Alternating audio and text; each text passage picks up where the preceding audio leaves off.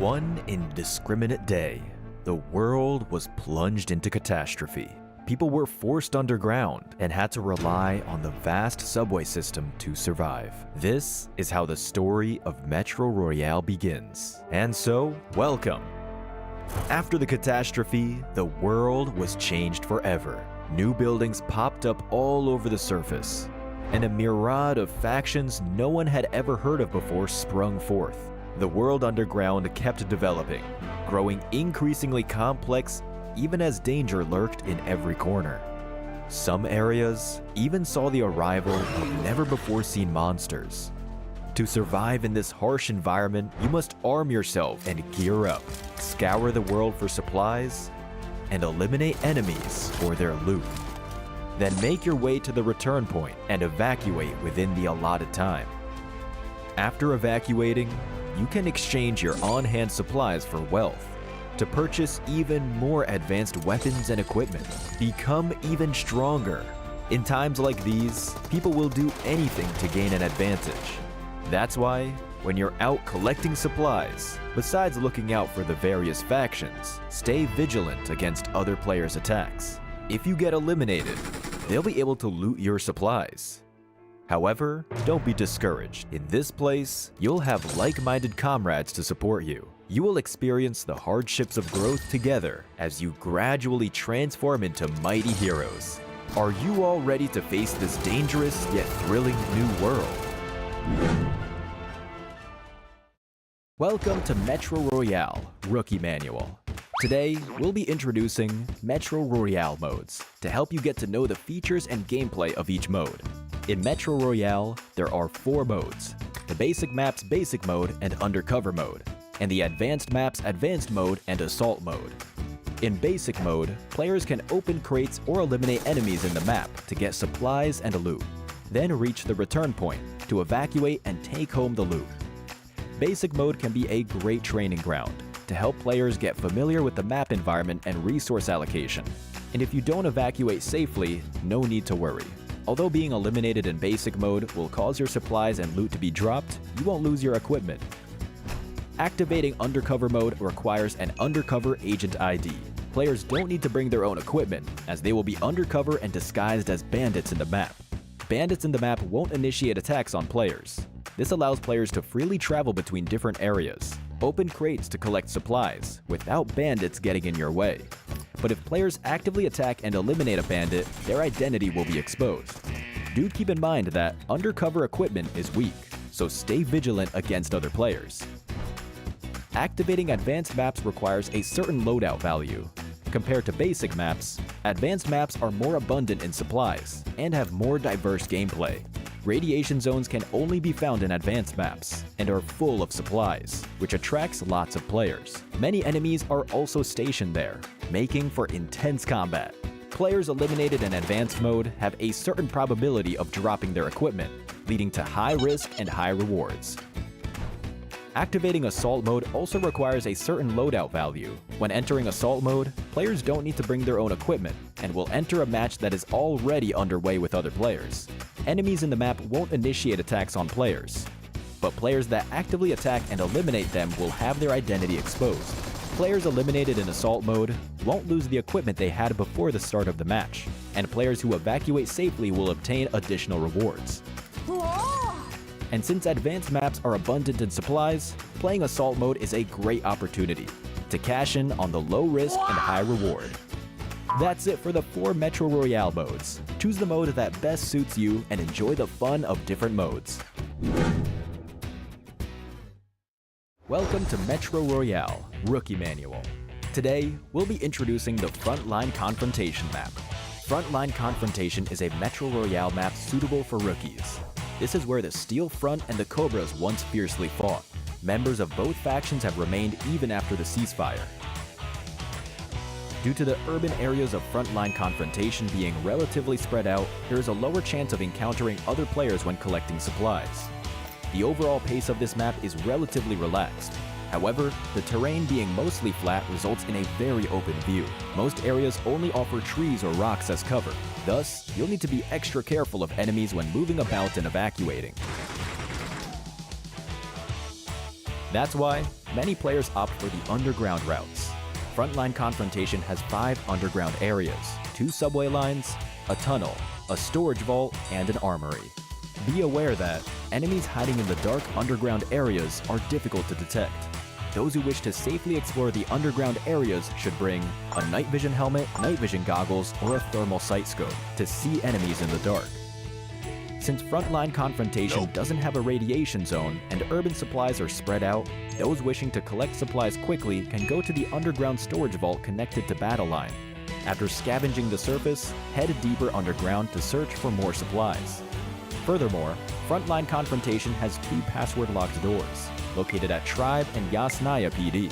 They must be opened using password letters of the corresponding color.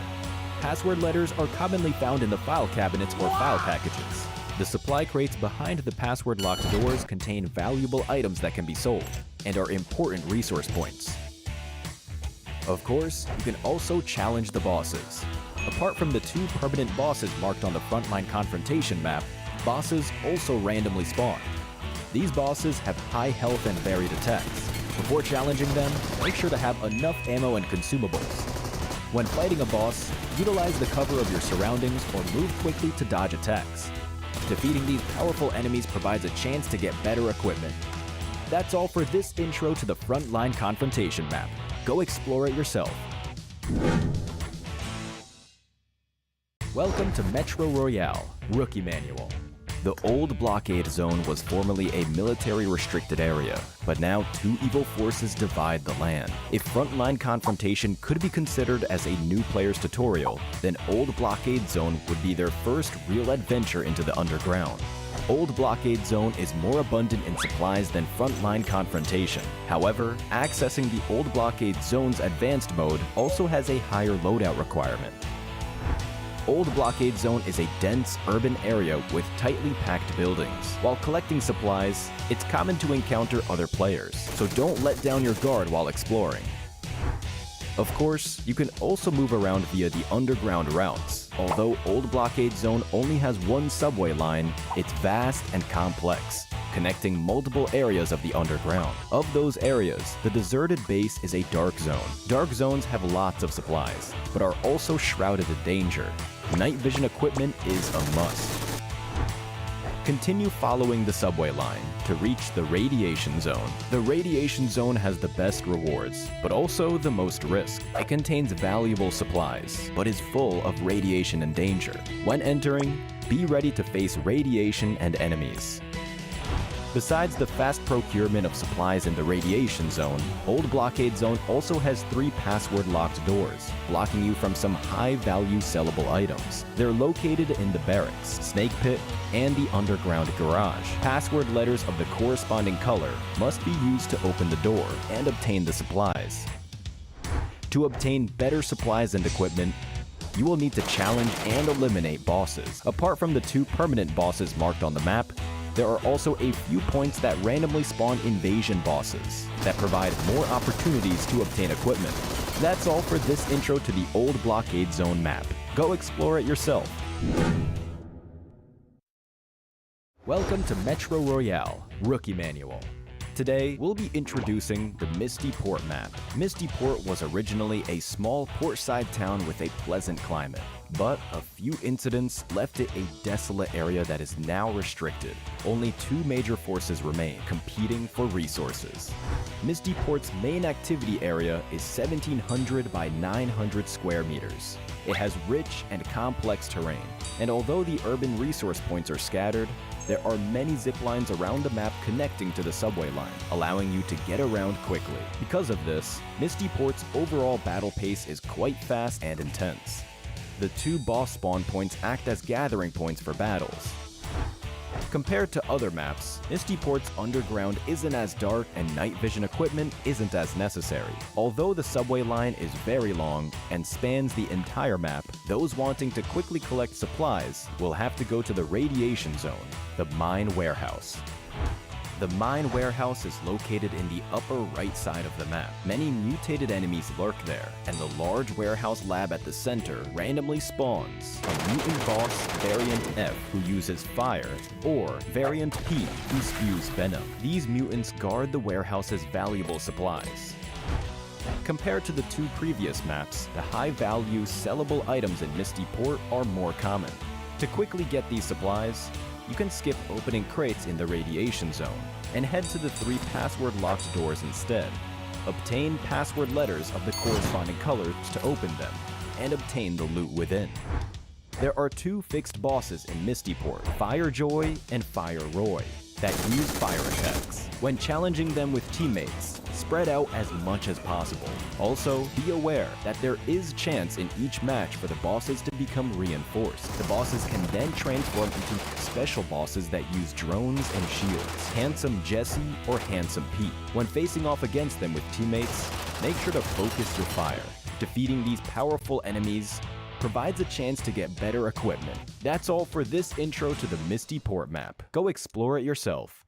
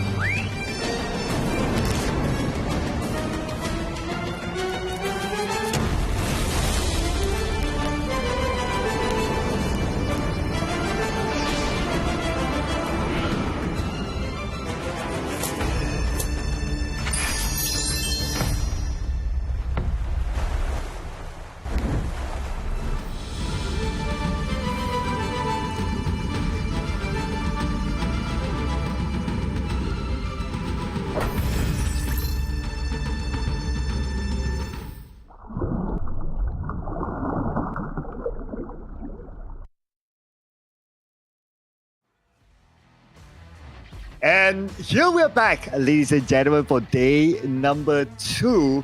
This is the PMSL Southeast Asia Metro Royale edition. Together with us, my name is Circla, together with Contra, and we will roll another 2 maps per region today.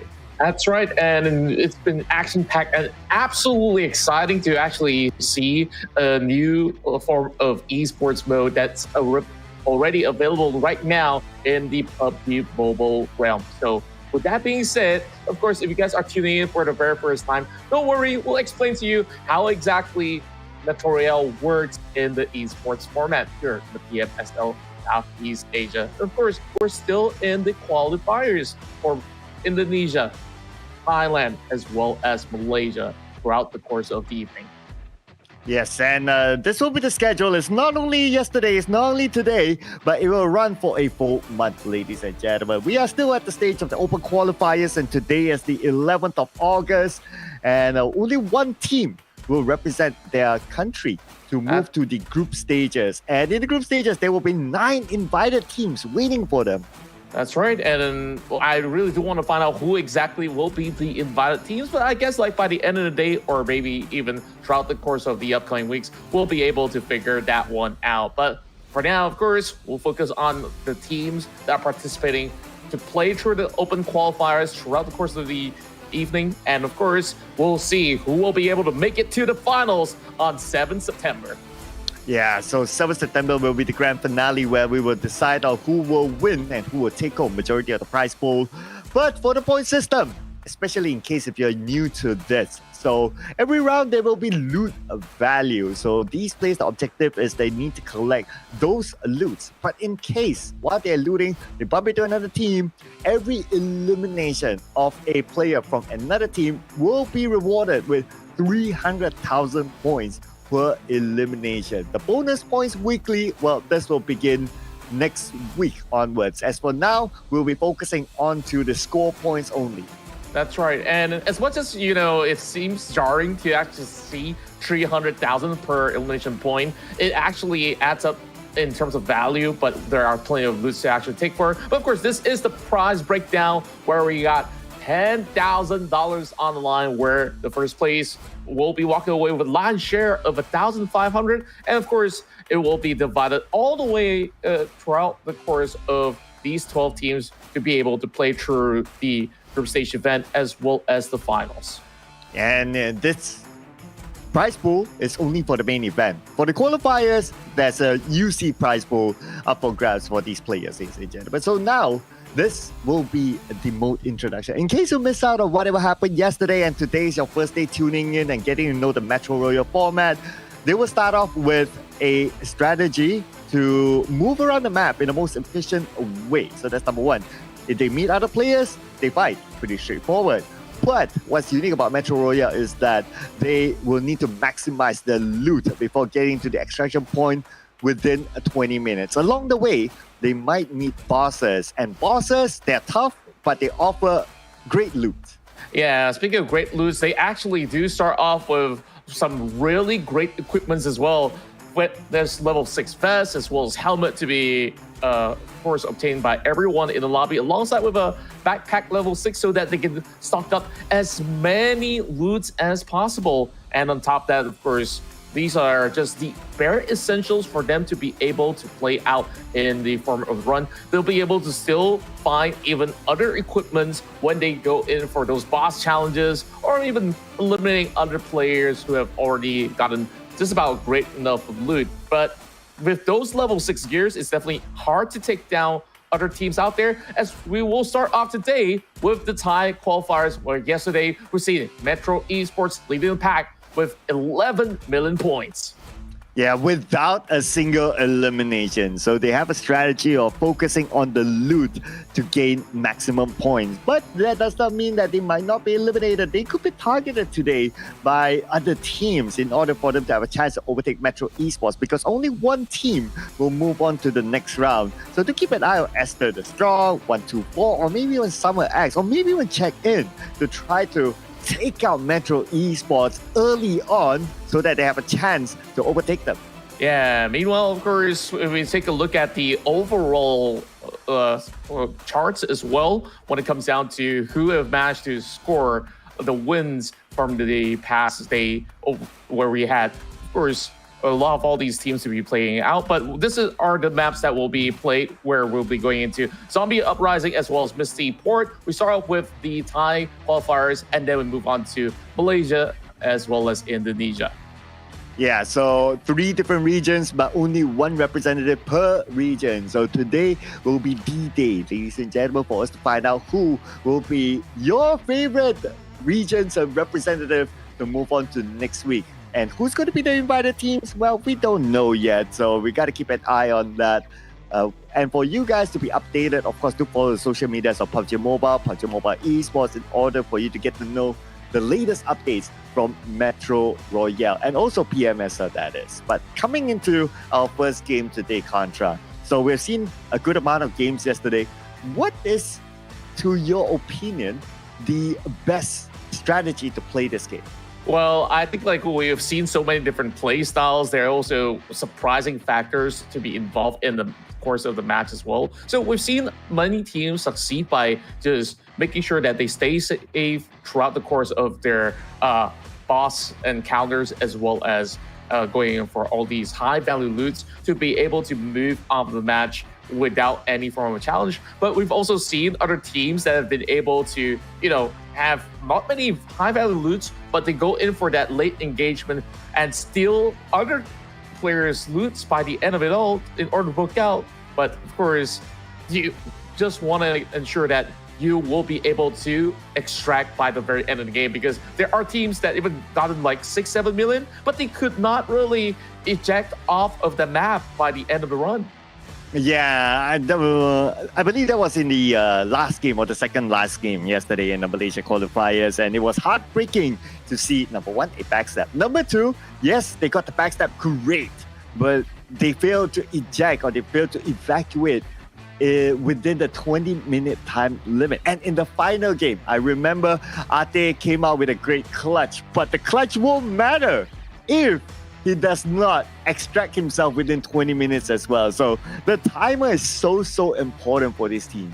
Yeah, they gotta ensure that this time they maybe put like an alarm clock or a certain timer for them to be reminded, or just look at the mini map as well as the in-game time. So the moment that you see maybe 12 minutes left on the clock, the cutoff point here is at 10 minutes, because the game duration will always be about 30 minutes or so. But of course, esports setting, we will ensure that everything will be done within the span of 20 minutes. So everything's going to be pretty fair for all the teams to be able to at least set their own targets, right? Are they looking to eliminate other teams in order to deny them any form of points in that particular round? Or are they going to be going for maybe a little bit more of that stable approach we've seen some certain teams execute? But for most part, very different regions have various play styles, which we saw, the Thais, they have a little flair of their own. Same goes to the Indonesians and Malaysians as well.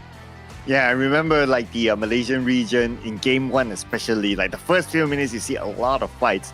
And what I did notice as well is that if you're in a standoff, it's not a good idea. Not at all. You waste so much time, while other teams who don't really focus on fights, they go around looting and they get the best out of that round. When you're in a Mexican standoff, you're not looting at all. So if you're locked in with another team, time yourself. If it just takes too much time, well, time to move away.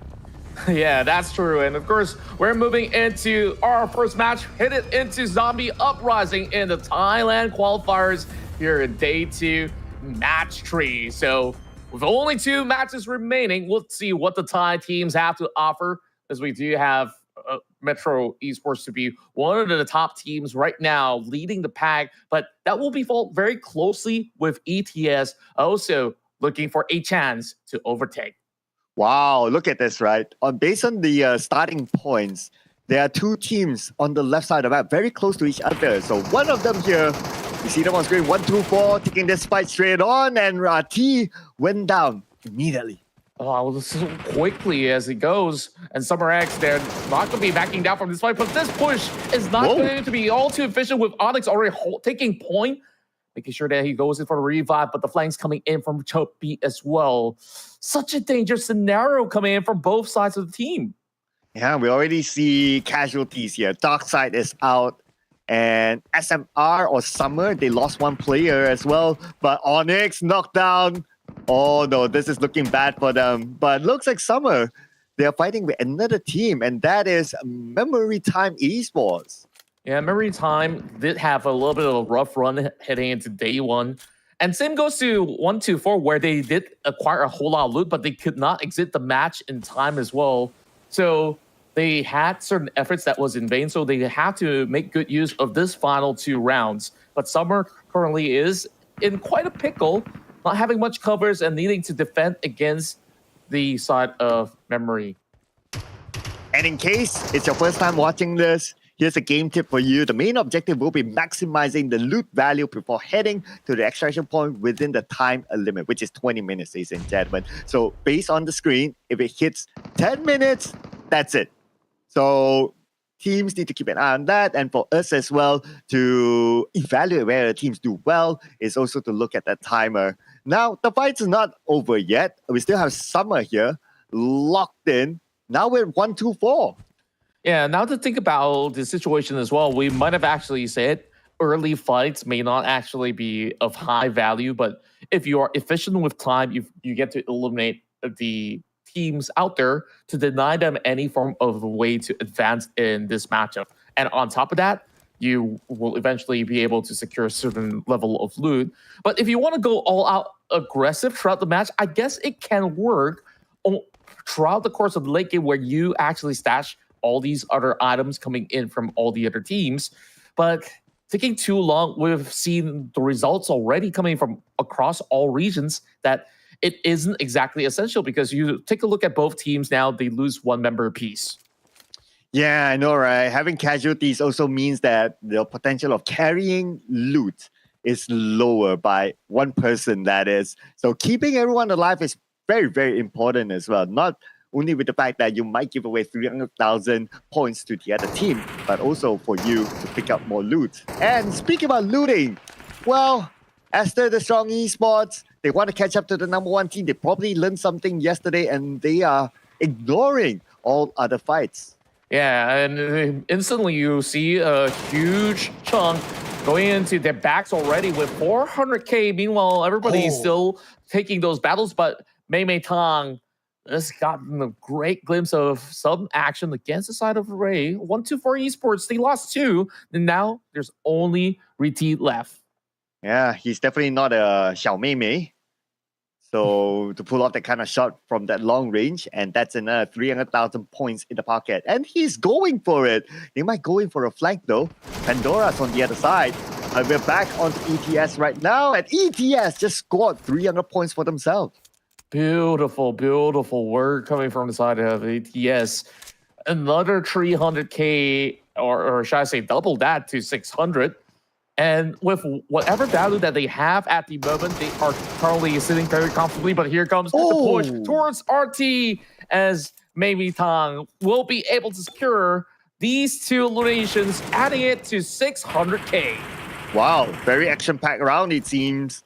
Fights all over. ETS now going in with the chase onto a member of check-in. Goes up to the 2nd floor, but the molly been tossed out, so they have to stop there and qualify another route, but Arthur goes down. You can see they're so confident, just separating into different sectors of the map, just going for the hunt. And now we're even seeing the 3rd elimination point being gathered by the side of ETS. And as they solely dominate the entire radiation zone, we don't see anybody else inside the radiation zone, which means that they will be able to add so much more. Yeah, and with the amount of loot that they would have gotten from their opponents, especially when it comes to bullets-wise, they're pretty well stocked up for now. So if a horde of zombies shows up, they should be pretty okay. Expect that to happen, especially in the radiation zone, as they will spawn randomly. But I guess what they are truly looking for is for the boss, because the boss drops the best loot. True enough, and it should be pretty close to where it spawns right now. I believe that teams have already memorized certain locations of spawns, as well as the usual areas where you could find those high-ticket items, I would say. Meanwhile, over on the side of Memory, they're still in that scuffle. It's been a really long time now. It's 6 minutes past the initial stage of the match, and they're still pretty much tied up here. Meanwhile, Summer, they're pretty much held up into this compound, dealing with some zombies at the very same time. But at least they found themselves some bosses where they could just acquire some extra points on the block. Yeah, trying to land the shot on his weak point and his chest there so that he can save on bullets. Chappy calling up for help, but he's in the same building together with his teammates, so I wouldn't be too worried about Chappy for now. But for Mr. Tao, for PZ, well, pretty straightforward for him to deal with the zombies. Yeah, it's just that it's a nuisance when you're in the midst of the battle as well. Look at this current scenario. Oh. This does not really look too good, where they fully commit towards the opposers and now need to also defend against zombies. You just got so many things to worry about, and now the knock comes in. They still haven't really cleared the boss just yet. That's the boss for you, ladies and gentlemen. Special abilities, moves fast, so you gotta be extra careful. But now, we have the incoming Memory Time Esports. Now, moving in onto Summer X. And Summer X, well, they don't have 88 together with them as he is calling up for help, but he's bleeding out. So the point will be given to probably the opponent, or maybe if the person is taken out by a boss or a zombie, then the point is just neutralized. Yeah, it might have actually been a zombie elimination in that sort of sense, but here comes up close and personal, where they will be playing in the dark right now. There's also a couple zombies lurking around, but they're not phased at all. Like Nate's now being primed right in. Chuppy will be able to dodge that one scot-free, but can they hold out 3 versus 2? Maybe Tang, do we see what Mei could actually do? And perhaps it will be the difference maker right here, forcing CC to jump. Oh man, he definitely did not see that coming. CC now down on his knees. Only left with Chappy though, and Chappy chopped down to pieces by their opponents from Memory Time Esports. My. It's just a very poor start for some of these teams out there. We're almost looking at 3 teams to be wiped out in the early span of the match. So realistically, the ones that can carry the most value are the teams with the most members of Live, which will be ETS, Memory Time Esports, as well as another squad, which we'll get into, CI, that is on the outskirts right now. Oh, and also it is nighttime now. So nighttime is where more zombies will spawn. Even if you look at the notification, the next wave of zombies coming. So they will come in hordes. They will come in a wave, especially if you're alone, like Marines here from CI. You don't want to engage with the zombies at all. It's just so much of that pressure to deal with. Meanwhile, oh, somebody's having fun in the tunnels. Yeah, party in the tunnel, yeah? Okay. I love myself some underground parties. Oh, wow. Not something I can relate to. I don't know what you're talking about. It's okay. Well, it's been a while. I guess we'll have some time to experience that in the future. Meanwhile, of course, we focus on what's happening right now. Marines busy trying to get the loots out from the outskirts, but we'll have to deal with the zombies as well. Seems like he found a couple of gears as well as some loots in that crate, but we'll have to just succumb to going in for all these small little loots coming from the outskirts. But it seems like ETS, they're just miles ahead against all the other teams out there. So it's really down to if Memory Time Esports can't actually challenge that. And they scored 3 eliminations, so that is 900,000 in the pocket. So if you add on 900,000 to the amount that they have right now, it is about a 3.5 million. That is property that they can take home. But of course, they have to complete the mission within 20 minutes. Now, speaking about the time, they have about 9 minutes, 50 seconds more. Still plenty of time though. But we've seen that happen yesterday. Plenty of time to loot, but somehow you still miss the timer. Yeah, and this is what they will be very, very wary of as well. But it looks to be that a lot of all these teams are currently scattered with 1 member left on the side of Metro Esports. I wonder how much can the sole member representative of Metro Esports could actually at least hold to perhaps overtake teams like 124 as well as Summer X that's already been out of the game. Yeah, and speaking about being out of the game, Marines, he was running from the zombies earlier on, hoping to not be eliminated by them. Oh, there you go. So as you are looting, zombies can still attack you. Obviously, you can still take damage, and it's not about zombies now. Now we do have zombie dogs as well onto him. Oh boy, he's got to get out of there. Thankfully, of course, the vest as well as the hit where everything's pretty much well intact on level 6, level 7. So it should be pretty much all right at the moment. Just making sure that he's safe. You can see that Marines is not ever going to go into the direct center. So with all these small little values that he does add up, can he actually reach at least 1 million is what we want to find out later on. Yeah, I know, right? But we have seen like individuals yesterday being MVPs, right? Coming up with 5 million just by one person. So based out of that, it is possible to carry like 5 million, 7 million as an individual. But if you're alone, the downside is that if there are zombies onto you, how are you going to like fend off the zombies while you loot at the same time? At least if you have your teammates, you can coordinate probably like, okay, 2 players handle the zombies while the other 2 players just focus on the loot, right? I agree. Like, it's such a hindrance where you're busy trying to loot up and you're always going to be disrupted by zombies from time to time. So it isn't exactly the most efficient. Now, we're also looking at the rest of CI needing to exit this tunnel later on. Oh. So what's going to be the ordeal right now? Marines. Oh, he does find himself a huge area play, but we'll see even tougher zombies to deal with. Aha, still running away from the pack of zombies while trying to loot at the same time. As for Esther, the strong esports, still in the radiation zone, and they're pretty happy looting here. They're already at 4.8 million. Easily they can reach 5 million. And they still have like, what, almost about 7 minutes more to loot. I mean, it's really their game to lose right now. It really is. And right now with 4 million, any team would love to try to take them on, but we saw what really went down when the teams were to challenge ETS inside of that radiation zone. There wasn't even a glimmer of chance being given by these gentlemen. That didn't seem all too gentle in those battles. So I guess like they just really have to make do with whatever else they could find right now. If they could find a boss to challenge, even better. You can actually raise up some of these numbers against ETS because ETS has been extremely efficient from the get-go. And now I guess like it's just going to be a smooth cruise for ETS. Yeah, I guess to a certain extent, they're pretty much prepared to extract themselves, right? So it's more of like now just finding the most efficient loot before they confirm their extraction. And I don't see any other team really challenging them. Okay, except for maybe we're seeing check-in here, moving towards their location. And we do see a fight, okay? Chance to get more points.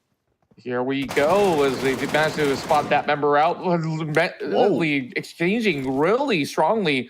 Songhai, despite being sprayed down, you still see that he puts up a strong challenge, so that will actually hold the rest of CI back. Meanwhile, Molotovs are being put all over the corner against Sphinx, so I guess this is where things get a little bit more heated between Check-In and ETS. Yeah, literally heating up right now. The Molly is out, but they toss another Molly at the stairs just to stop the incoming opponents. But wait a second. No, not the right time to do that.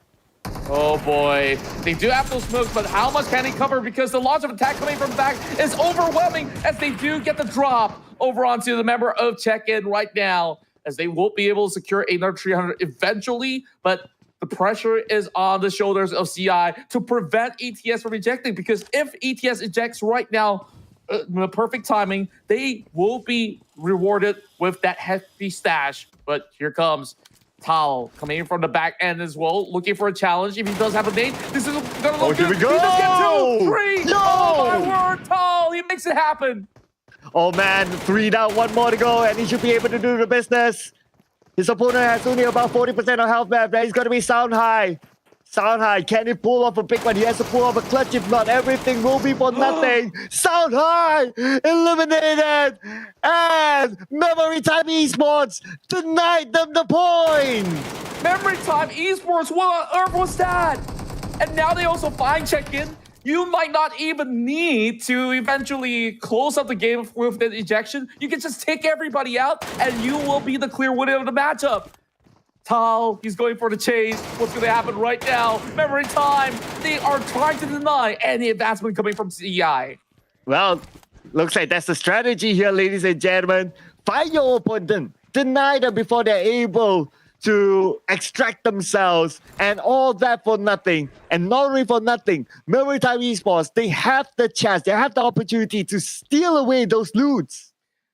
And yes, or perhaps they will do so right now, but they need to ensure that the same mistakes don't happen where ETS was the receiving end of it.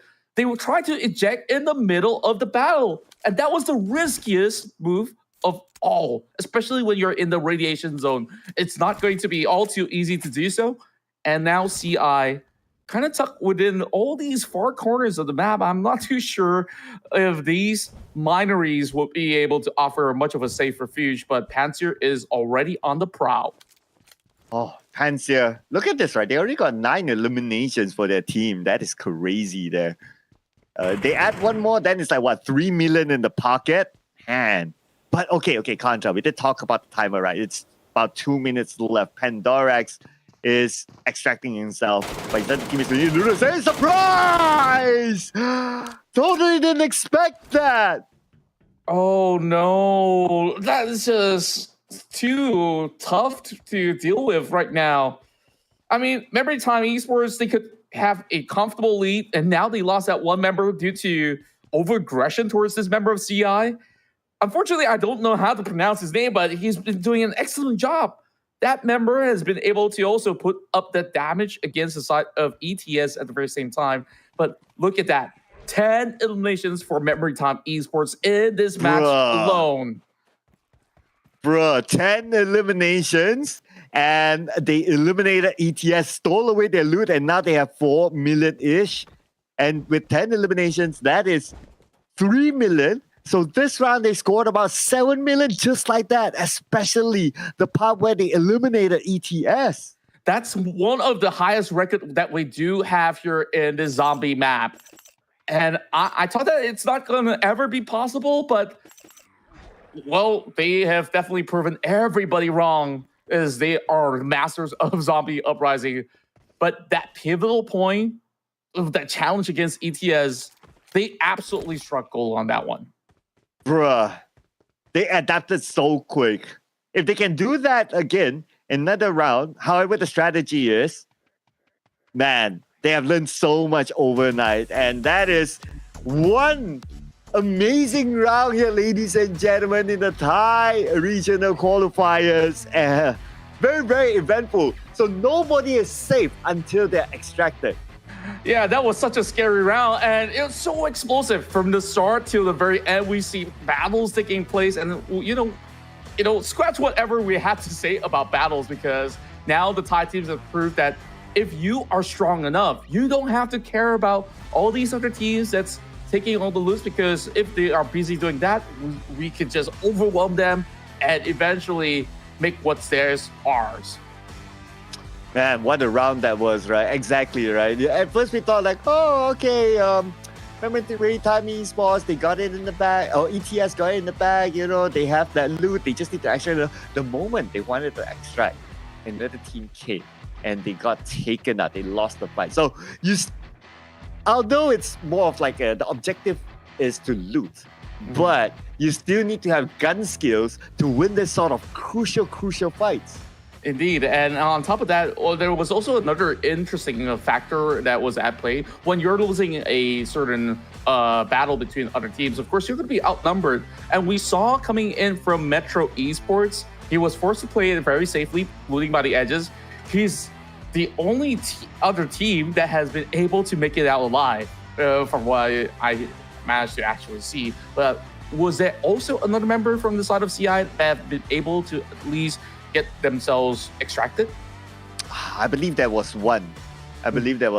So one, cool. There's only a limited amount of loot that one person can bring. That's number one. And of course, it depends on how many eliminations did that team get. So I would say that the bigger factor is more of the amount of loot one person could carry. So hence it is even more important to maintain a full team the entire game so that you can carry that loot. Like if in the Battle Royale, cool, you lose one player, you still probably can get the chicken dinner with 3 players. But in this case, it's not about who gets extracted first, it's about how much loot you can carry.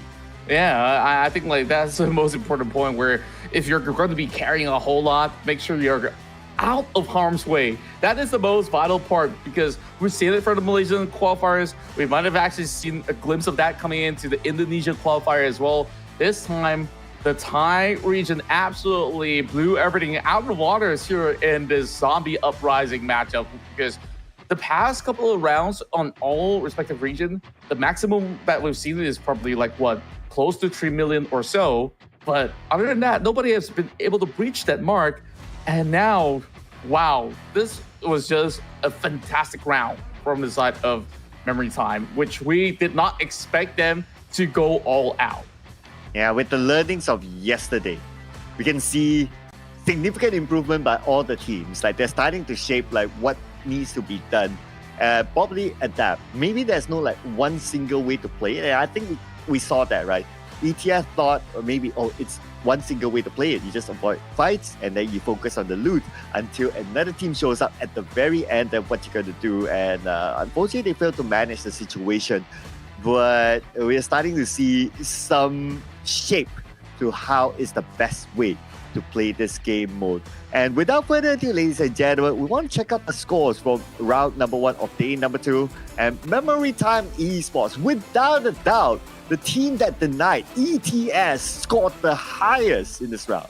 Yeah, there is no way that anybody can overtake Memory Time's record right here with that 10 elimination. The highest elimination points that we've seen so far, and from eliminations alone, that's 3 million added on the block. So of course, it's absolutely crazy to actually see the disparity of numbers. That's also due to the fact that there are teams that were eliminated much earlier on, but at least check in 124 Samurai X has been able to walk away with that, at least 300k. Metro Esports will be able to back 723, whereas as to the Strong, they have secured 4 eliminations, so that will still be 1.2 M for them. I can't wait to see the overalls, right? Like how much of a gap it is. Speaking about the overalls, we'll be going to that later. We'll be celebrating our MVP this round, Mr. Tao for PZ. I guess we'll call him for PZ, I guess. Well, not the highest player earning that we have seen, 3.3 million, but this is one of the highest player eliminations. So this guy is like the fragger for the team.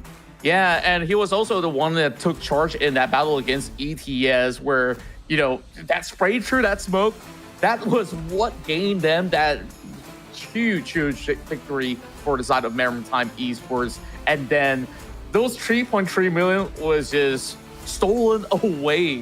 Whatever you could take coming in from the side of ETS, they have been able to do so. Dude, that's heartbreaking. It reminds me of those days when I work in an office, you do all the work and someone else takes credit for it. Wow.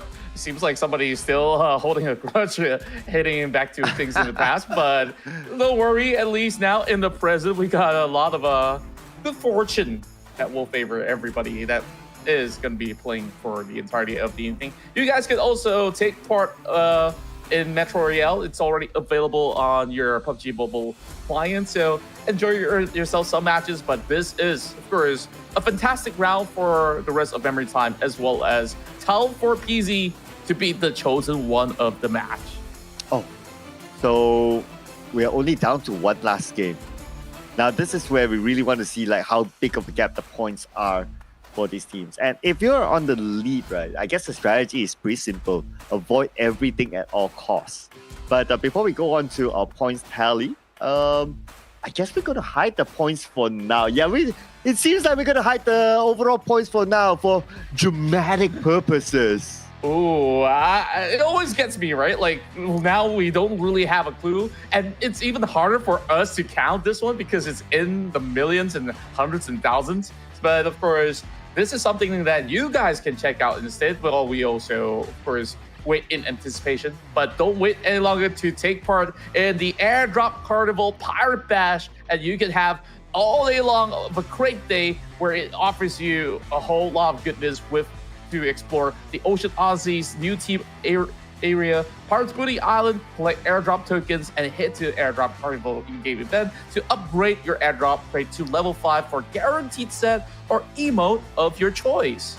And make sure you log on to the game on the 16th to 18th to open your airdrop crate, ladies and gentlemen. But besides the crates, we also have the Galadriel X suit that comes with an advanced upgradable MG3 that is currently available inside the game right now, and it is only in there for a limited amount of time until the 13th of August. So 13th of August, well, that's the deadline. It's only about 2 more days to go, so make sure you guys get this, because that helmet, I can say that time and time again, that helmet is a beauty. Yeah, I think like everybody will be really impressed when you do get the chance to wear that level 3 helmet, and like, wow, it just seems like it glows for some reason. But overall, of course, the Galadriel X2 is only available until the 13th, so that's only 2 more days before it will go off the stores. With it being limited edition, you better, of course, get your UCs ready to get your hands on it. But here we are, final match for the Thailand qualifiers, and I just got so much more excited into what can go down in this very final battle because of how high the standards have been set by Memory Time in that past round.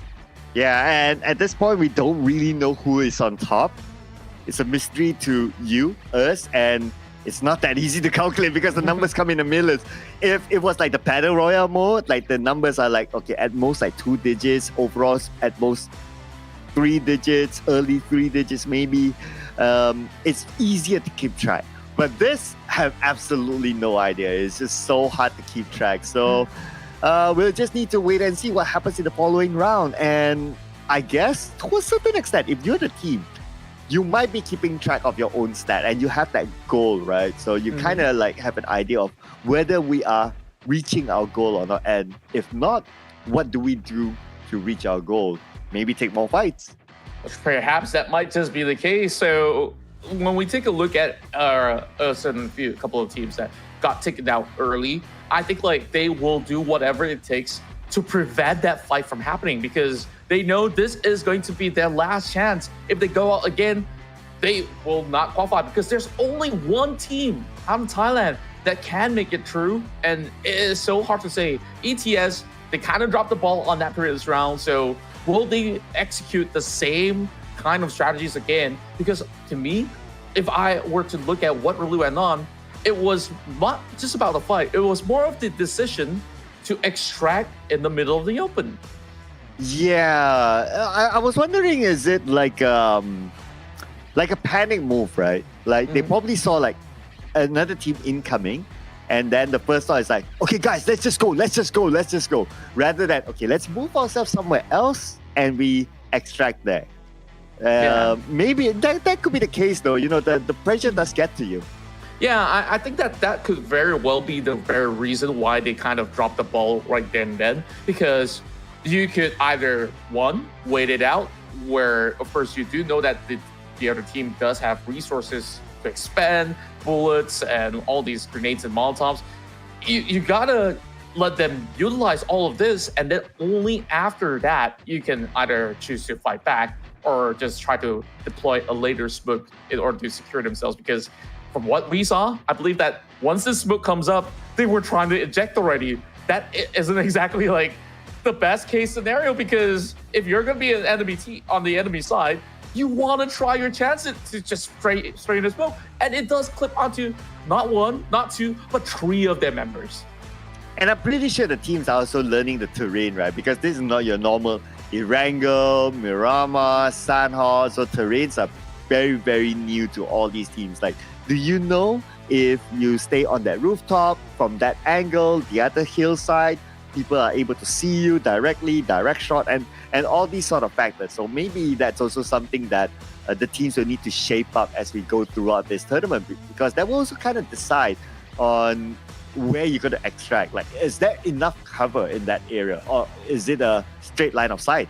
Yeah, that's a really solid point that you just made out there, because when we take a look at those factory grounds earlier, it wasn't exactly the safest of ways to play, even when you are on the rooftops. If you do understand that other players are over on the bottom side, also do take note that there are other compounds that does have ladders that they can climb up, which was how they were being assaulted at the very first place. So now ETS has probably learned they will have, if they're going to have the same game plan, it's either they look for an alternative extraction point, because that extraction point was not going to cut it. It was just too open of a space for them to even eject off of the match. Yeah, and the thing about when the extraction point happens, right, it will come out with green smoke. So when the green smoke happens, everybody will know that there's an extraction point there.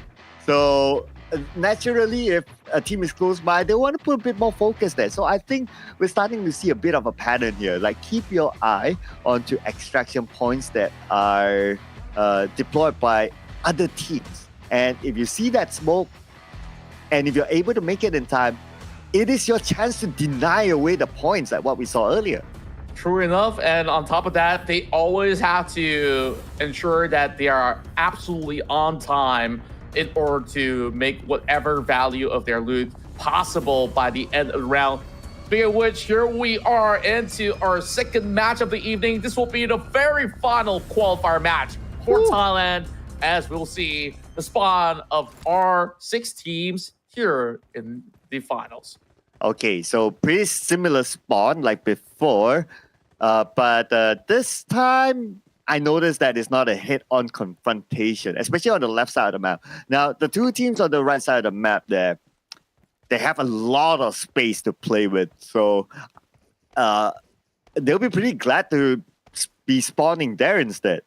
Yeah, but taking a look at this situation, there is about, 4 teams on the far western plains, and this is not going to be an easy task for them to get out of. Speaking of which, the VS Darkside found themselves the very first takedown. It's first blood already, and there's going to be more to be gained here against Memory Time Esports, and immediately going in for the direct challenge once more. Oh! In the face of Miami! Pancha is going to come in for the other side for PZ, our MVP from the previous round, wants to secure the 300,000 points.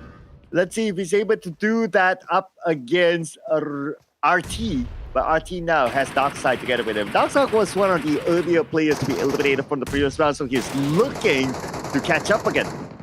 There we go, a full push coming from Darkside, and quickly as he replenishes, he goes for the direct challenge, but it goes out wide in the open. They are fighting against the Chosen One here across the containers, but his back is being turned. He will be taken out. Memory Time Esports with a banger win last round. They are now eliminated. And Darkside, unfortunately, another early elimination for him, but at least his team gained points. Now, looking at Memory Time Esports with this very, very early elimination, I don't know about this. I don't know about their chances now. I'm uncertain at all, but remember what we talked about a whole lot yesterday? High risk, high reward, but this time, the high risk didn't really favor the side of Memory Time at all. But for 1-2-4, they managed to rejoice, because last round, they were the ones that got taken out very, very early. So here we are into the tunnel entries, as we'll see the rest of CI hoping to pull something off of the rug. Yeah, that's a hopium there. Yeah, I'm learning all the Gen Z terms. Is that a Gen Z term? You could say so. Okay. Just validating. Commonly used in like platforms like Twitch and such. So yeah, you're absolutely spot on. But here we are, 4 members all charging into the underground, as we'll see whether or not can they eventually get those high value pickups.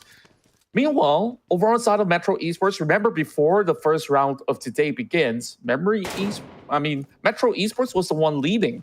So now that we don't really have a rough figure of an idea, could they still have a chance to beat that all-time record of Memory Time that has been set early on? I know, right? That's like the PUBG Mobile gods now toying with us that we absolutely don't know because the numbers are just so big. If it was like a regular battle royale, you can like sort of like gauge, but you know, in this case, it's going to be pretty difficult. But speaking about difficulty, it could be difficult for Marines now. He will need to hold down the entire check-in squad.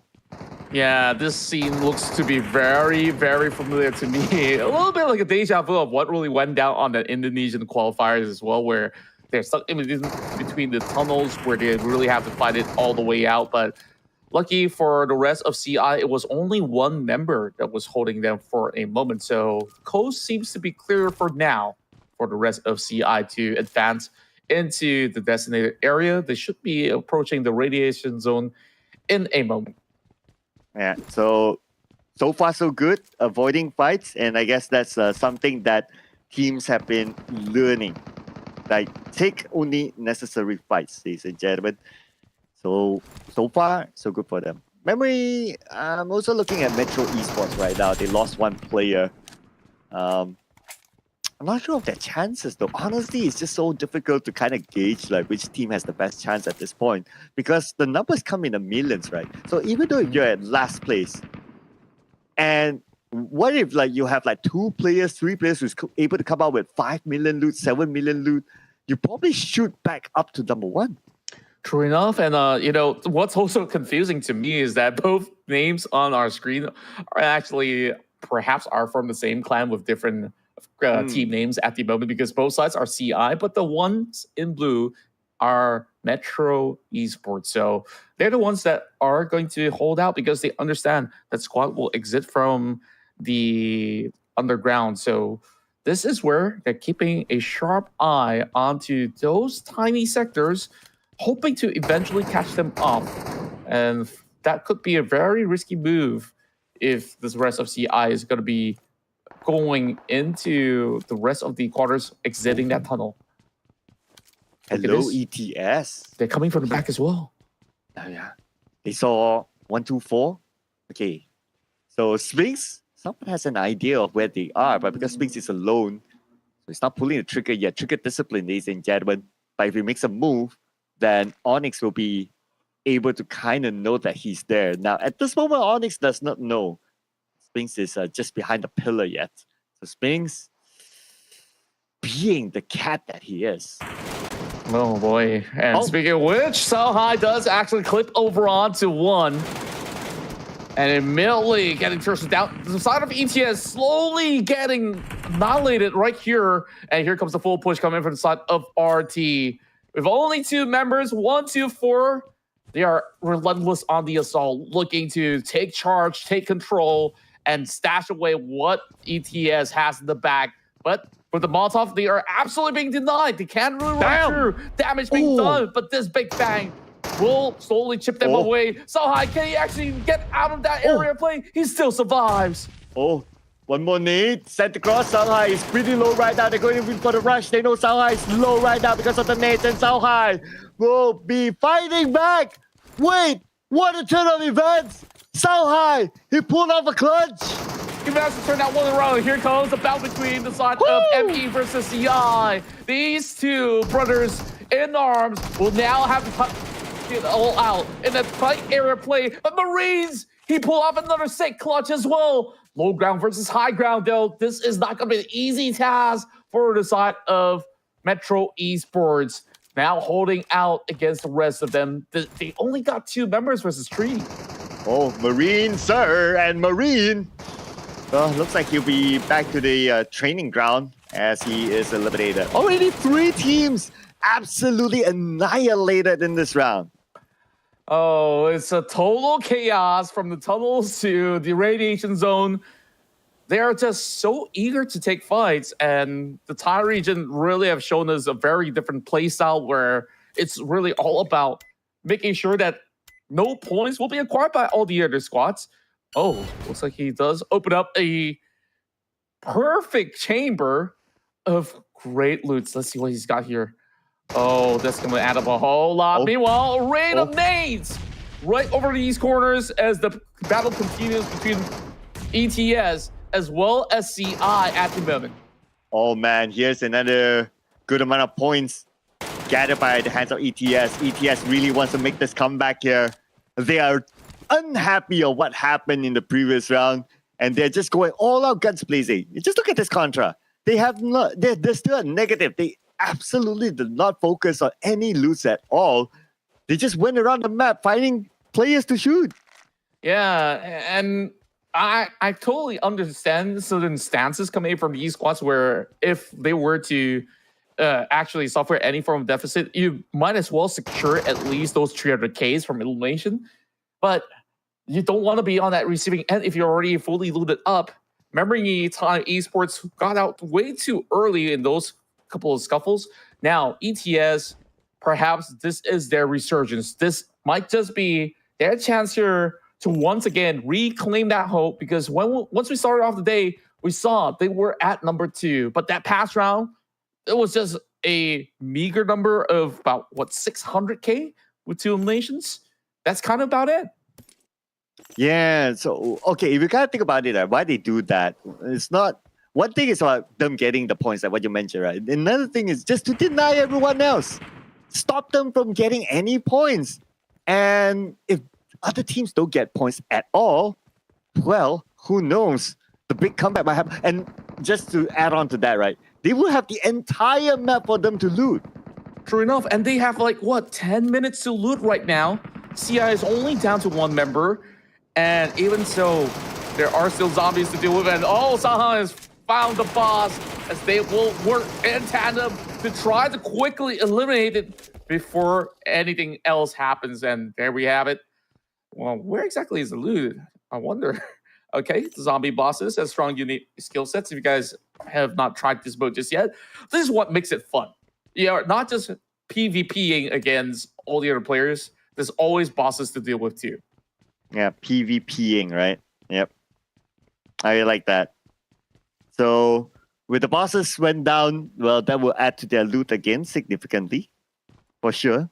So, now it's a matter of them. If they're able to take out another team, right, then that would be perfect for them. I mean, who else is there to stop them, right? Okay, with 9 minutes more to go, you can do a whole lot. Yeah, there's plenty of supplies to go with.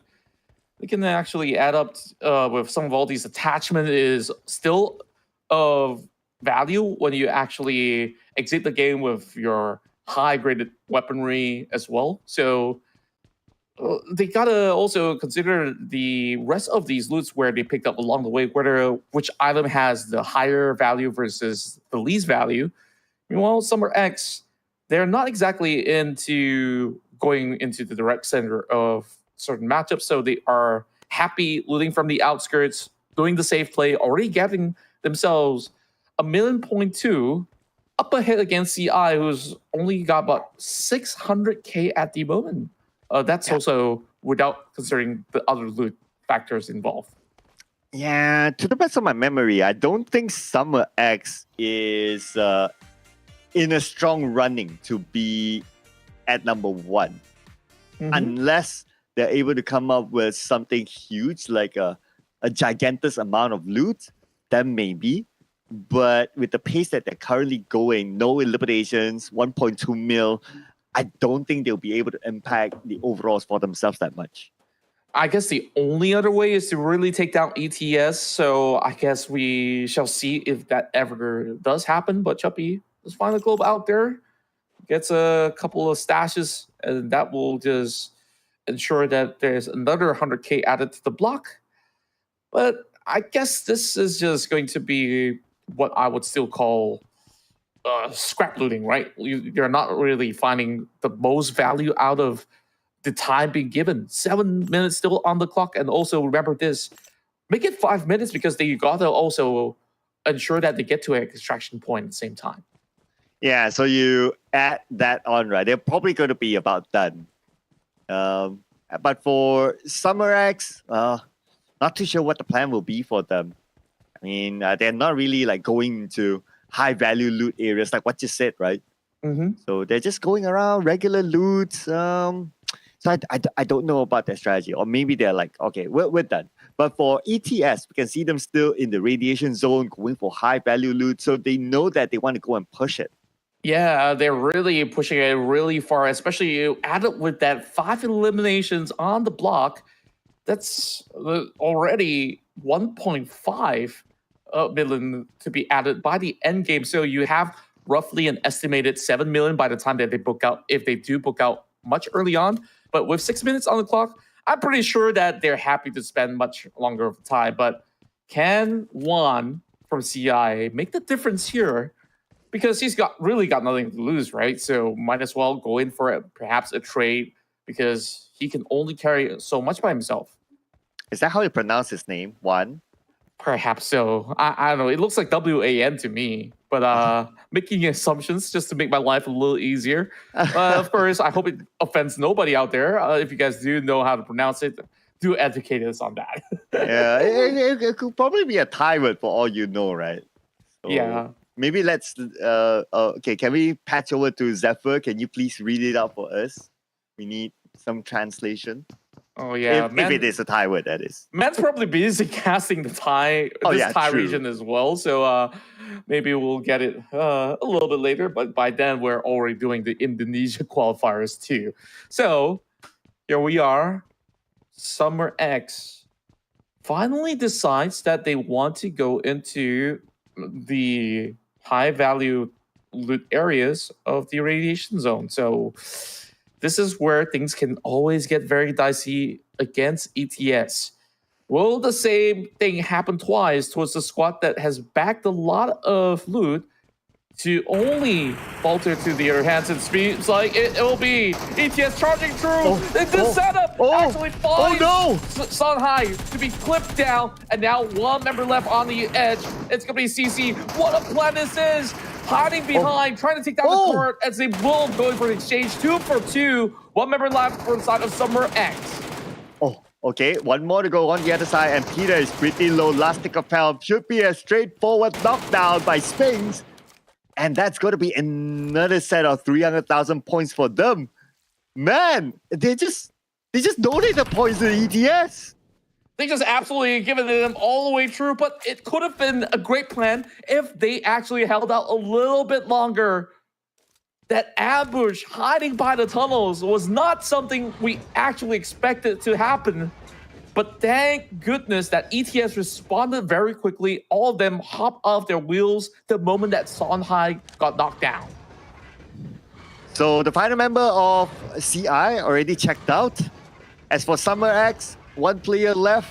Now, nobody's going to be able to really challenge ETS, except for the time. They just need to make sure that they're out of here within 3 minutes. Oh, maybe Chappie has something to say about that. 1 versus 4 though, but he could revenge. still make a difference. What if he waits for them at the extraction point, drops some great big grenade, and steals everything away? That oh my goodness. could happen. That could actually happen for Chappie. I'm just taking time to see if it does come to fruition. But Sonhai spots him out! Shot eyes!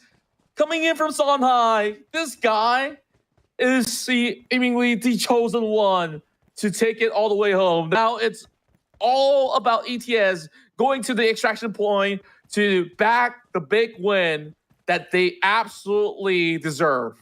Yeah, I mean, 3 minutes, cool.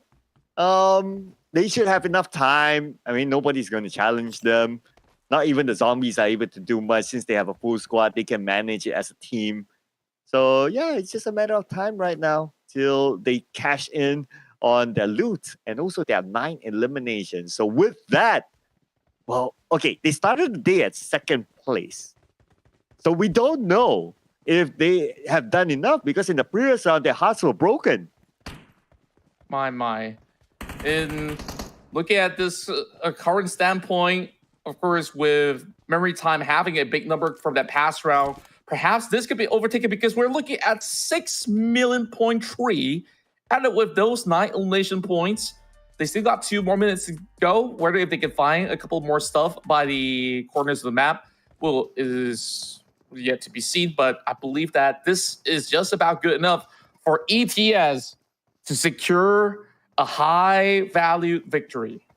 Yeah, and come on, you don't really need to pop that smoke. So I guess it's just a matter of SOP.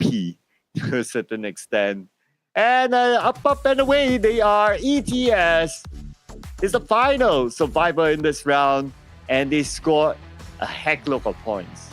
Wow. I didn't really expect the Thai region to really switch up the tempo of play. If we compare this to day one was a little mixed bag of everything.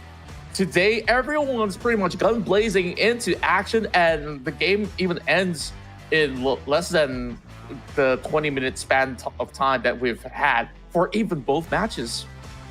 Yeah, I know, right? The pace has turned up today. And who knows how much the pace will continue to turn up like next week onwards, right? Because teams would have more data, they would have had more experience playing this sort of lobby. So it will be really interesting to see what will happen next week as well. This mode is really starting to shape up to be something that is really interesting, I must say, with the amount of potential plot twists and action that can happen in the map. Yeah, true enough. And now back to the question, right? Who exactly will be the sole representative of Thailand to make it all the way through? Because if we look at all these teams, they have the skills of a superstar. You take a look at ETS, they know their priorities, right? They always at least stash in about 5 million per round in terms of the value of loot. It's just that whether or not can they win those battles. And you look at the rest of the squads, like even Memory Time, they can actually put up such a good showing, even when they're on the deficit, in order to really capitalize on a squad by the tail end of these matches. So whoever that Thailand is going to be sending, I'm pretty sure that the Thai side will be very proud of them. Yeah, looking at how they perform, I absolutely have to agree with that. Like they will be one of the challengers for maybe the title. But to be fair, we have not seen the Indonesian region and Malaysian region yet, so they could pop up with something as well. But based on what the Thai teams have done, I mean, it's not only like Memory Thai Esports or even Esther the Strong Esports. Every single team seems like they have shaped up something and they play a lot better than yesterday.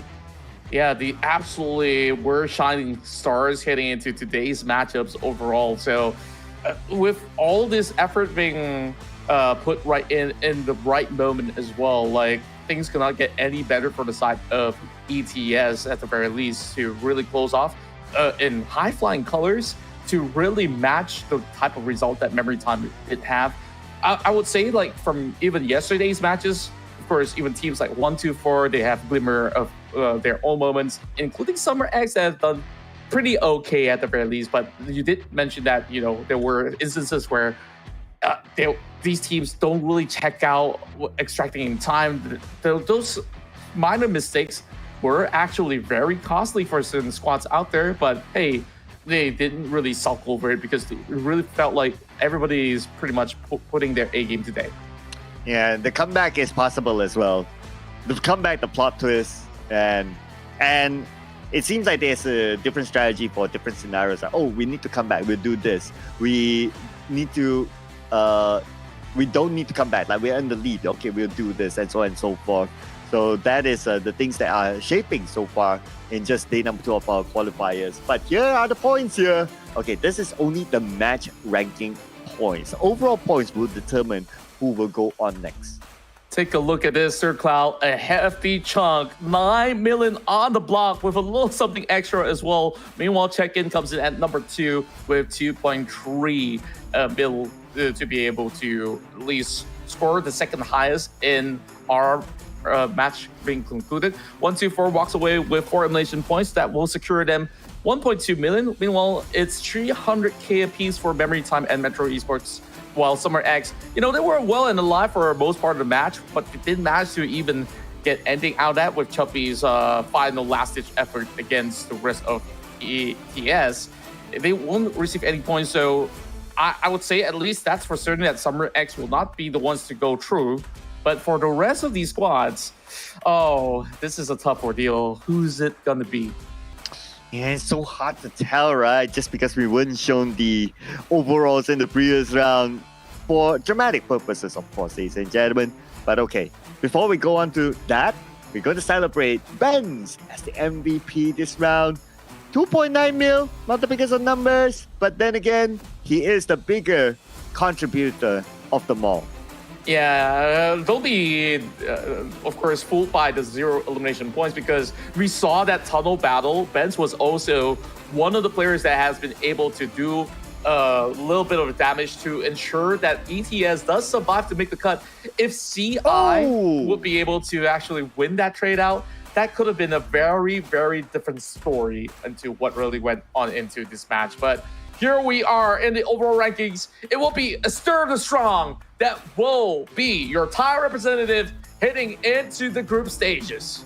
Not the highest of team earnings, but also not too far from Metro Esports. But they have the most eliminations, 17 eliminations. That is a lot of points there collected by them only through eliminations. So if I were to do the math here, it is 5.1 million just through eliminations. Imagine if they didn't get the 17 eliminations. Imagine if it's 0, they would be at second place.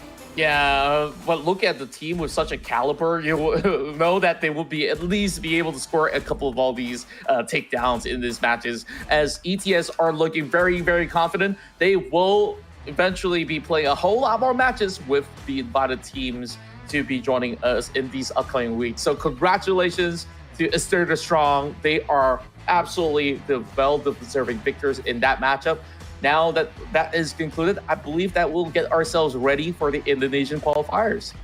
Yes, the Indonesian qualifiers next will feature Tyrannorex, TTM Esports, Susu, C-Team Tiga, Royal Naga ID, and also Fellas ID. And I'm pretty sure it's going to be the same case. They would have learned something from yesterday and they would have prepared themselves for today.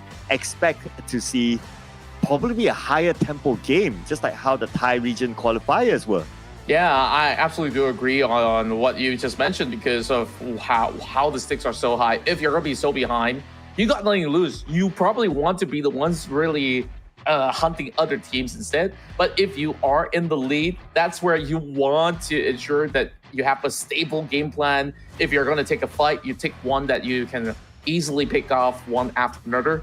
But looking at the Indonesian region, they also do love some of all these early trades. So we'll see what happens in a moment. But of course, I really want to know who will be the one to make it true. So Sir Cloud, I guess we'll be taking a very short break. And when we do come back, we'll bring you more Metro Royale action here in the PMSL.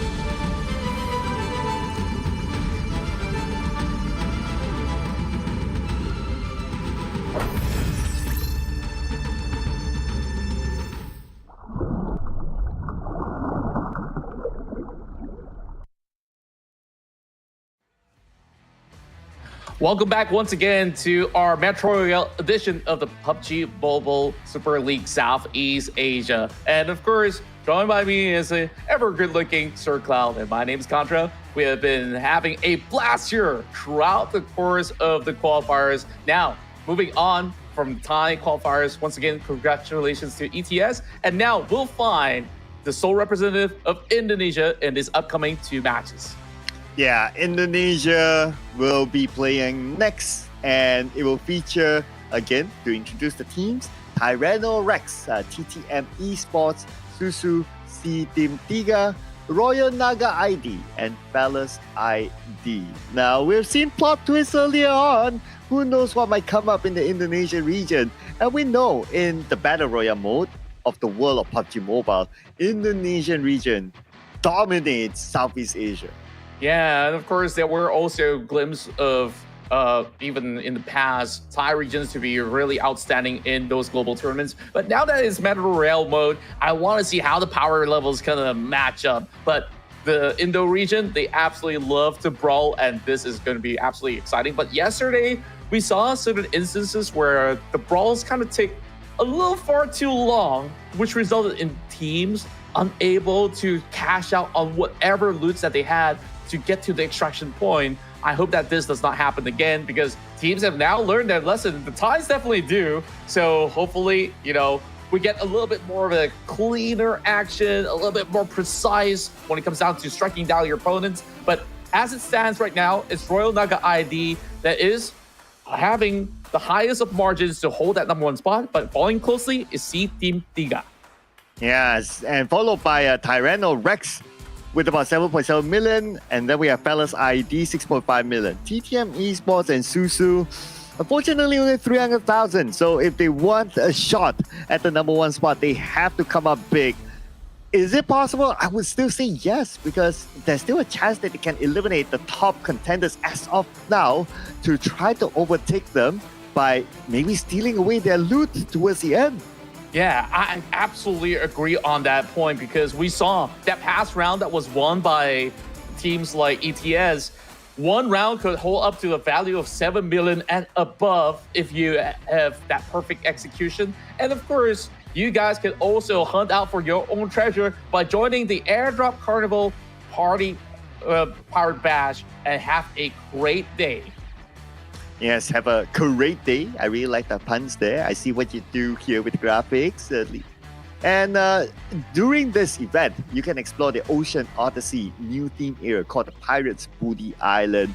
And in this event as well, you can collect airdrop tokens. You head on to the Airdrop Carnival in-game event, and you can upgrade your airdrop crate to level 5 and to guarantee yourself a set or emote of your choice. Make sure you log into the game during 16 to 18 of August to open your airdrop crate. And if that does not whet your appetite, this definitely will do, because the Gabriel X-Suit and Advanced Upgradable MG Tree is currently available only for a limited time up till the 13th. So you got 2 more days to secure yourself this beautiful set. I know you absolutely love the helmet, Sir Cloud, and I love the whole outfit coming overall. So you can join the event and unlock plenty of coupons and limited outfits from, of course, today till the 13th. So with that being said, of course, we get back into what we're here for. Metro Royale action. Some of the viewers are absolutely excited already to see what can go down in some of these battles. The huge tournament events within a span of that 20 minutes can absolutely blow us off of our seats. Yeah, just like how just like how the viewers are excited for the next round. I can understand that you're excited with the Galadier X-Suit. I mean, it's a waifu at the other day, so I totally get it. But okay, Indonesian region. If we make a comparison with the Thai regions before today's game start, right? The points are tighter than the Thai region.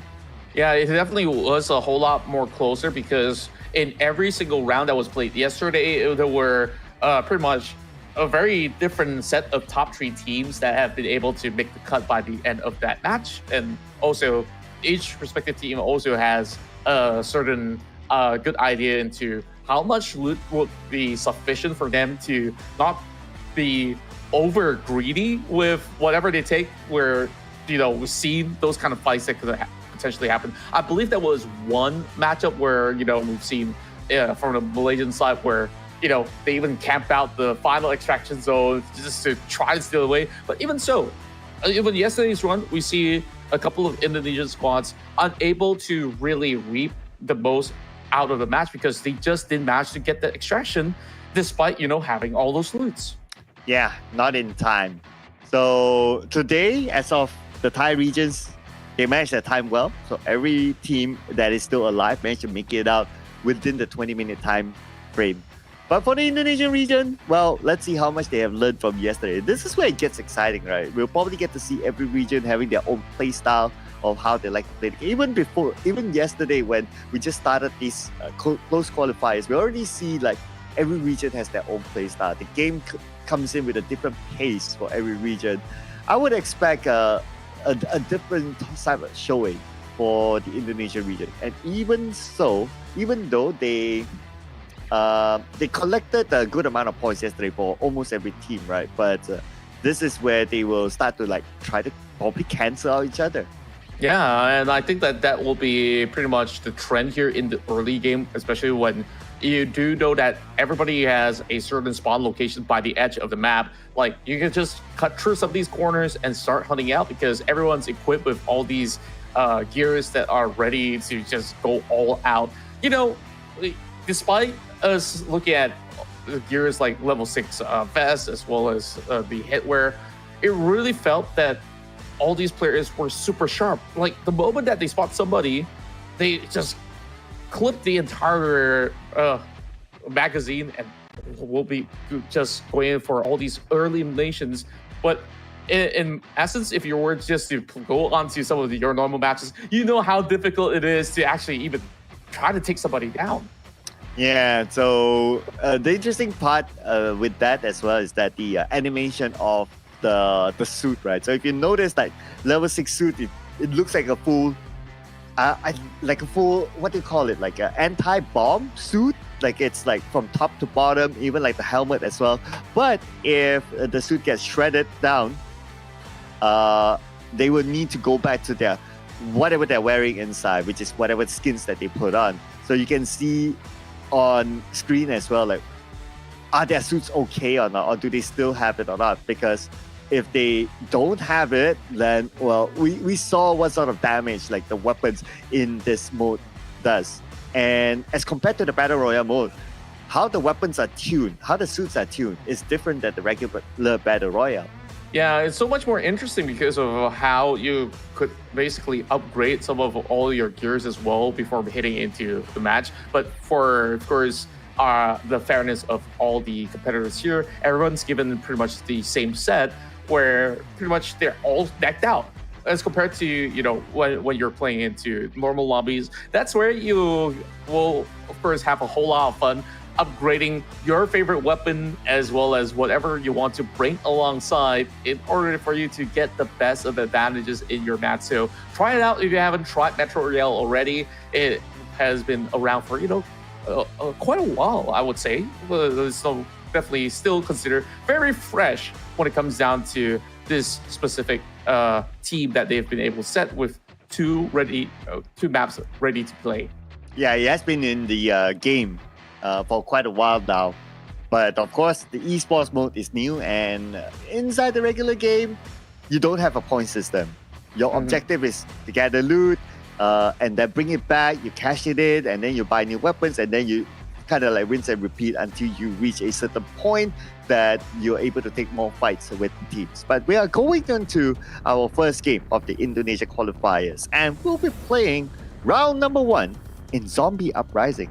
That's right. We'll always keep an eye on to areas like Garnet Maison as well as Power Plant to be the key areas where they'll be able to enjoy plenty of spoils, as well as the factory grounds as well to be the center of it all. So with that being said, let's kick off our first match of day 2 here in the Indonesia qualifiers. And look at this, right? It's always, if it's spawned in this map, the teams on the left side will be super duper close with each other. While the teams on the right, well, they're kind of close, but at least they still have some space. But the team in the middle, man, that is the best because you're you have the best distance of all the other teams. Yeah, I absolutely do think that this is huge advantage for the teams that do start a little closer into school, and that will be Tyranno Rex that will quickly gather up whatever they can find around them and eventually make it either into school or into the center, heading into the factory ground. So it'll be pretty much of a tough ordeal for those that are spawning from the far west, right? You got, what, 3 teams to deal with, potentially? And speaking of which, we're already getting ourselves a little bit of a action-packed opening with Rex having the approach of Susu moving into the compound. Well, here we go. Shots fired. Hanif navigating around, and he will get his first knock. But he has more to deal with on the other side, though. He said the teammates on the first floor to provide cover fire for him, and Hanif has the space to heal up. There's even the zombie coming into his corner, so there's just not a great approach being left out there. Oh boy, I didn't know the zombie can pick things up from the ground as well, but well, they'll sort out both Susu as well as the zombie, get some high stash of points. Meanwhile, Pink coming from the edge to try to set something out in order to keep the entirety of Tyranno Rex to be within the areas of the school. Wow. Pink is still going for it, though. When Pink has the option of exiting, but still wants to challenge Tyranno Rex, I'm not too sure if that's a good idea, but maybe he sees the opportunity, the fact that Tyranno Rex, they're pretty busy with this boss. Yeah, and more of all these zombies are being spawned up. Zombie Uprising has always had this form of a challenge, even if it's daytime. It's not as many zombies as you would expect, but they are dealing with the players instead. First and foremost, damage now being done towards the zombie, being forced to retreat into the waters. Now that he is being pretty much compromised in terms of their location, it will be a tough round for the side of Susu. Already losing 2 members. I wonder where the other player of Susu is currently at. There we go, on the other end. So very, very split up now. So Rex, they do have the chance to focus on the 1. 5-man goes down, and there you go. That is going to be the knock, and another 300,000 points are secured by them. Bad news for Susu, they only have 1 player now. Yeah, quite devastating to actually begin with, because they were running into school hoping that it's actually emptied out.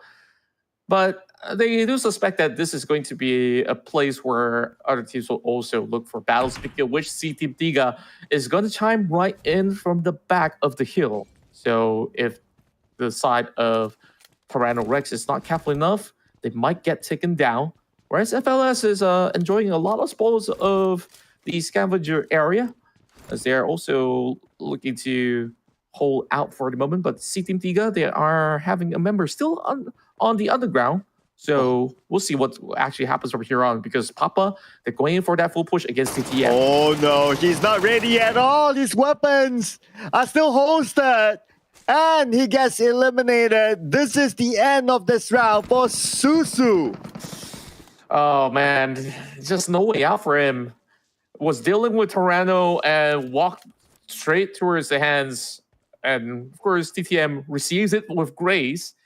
A line of zombies out in the open. Not much of a distraction towards the side of TTM, but the closer the zombie approach, it will allow Tyranno Rex to know that there is a team around these corners. So you gotta keep yourself with the trigger discipline. But speaking of which, Hazel has already spotted out at least 1 member, and that is Wahyu on the far corner map, popping a couple of smokes to try to regroup with the team. Oh, long range shot here by Hazel. It does hit onto his opponent, Wahyu. Wahyu down to 50% of health. He's probably healing up right now. His other teammates need to come by to provide backup to him. The smoke is being deployed, and he's praying hard right now. And so far, so good. Able to get away. Yeah, very, very clean work coming in from Tyranno Rex, especially not only getting trades absolutely right, but also have been able to take down a boss in the middle of school. So they are currently valued at 600k. Meanwhile, Hanif is still going on for this launch of the approach on the flank side, as he tries to also close the distance against the rest of TTM. Tyranno Rex, very, very confident. after winning the earlier fight. So it looks like they're bringing that confidence towards the second fight right now, and they have to fight back. It doesn't help the fact that zombies are spawning around them. They're absolutely surrounded though. Where exactly can the rest of TTM actually go from here on? They're just trying to go for a long retreat as it's approaching nighttime, or should I say even the evening. Many zombies are now out in the open, so teams probably will want to consider moving into a radiation zone to get those high value loots. Gondrong though, holding out. And then slots out the member running across.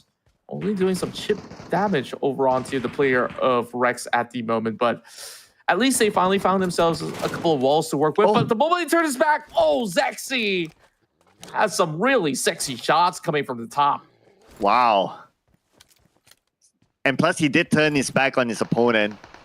So that is one of those moves that he probably would have wished that he didn't do. But now the chance will be taken by Tyrannal Rex. They will start to rush in.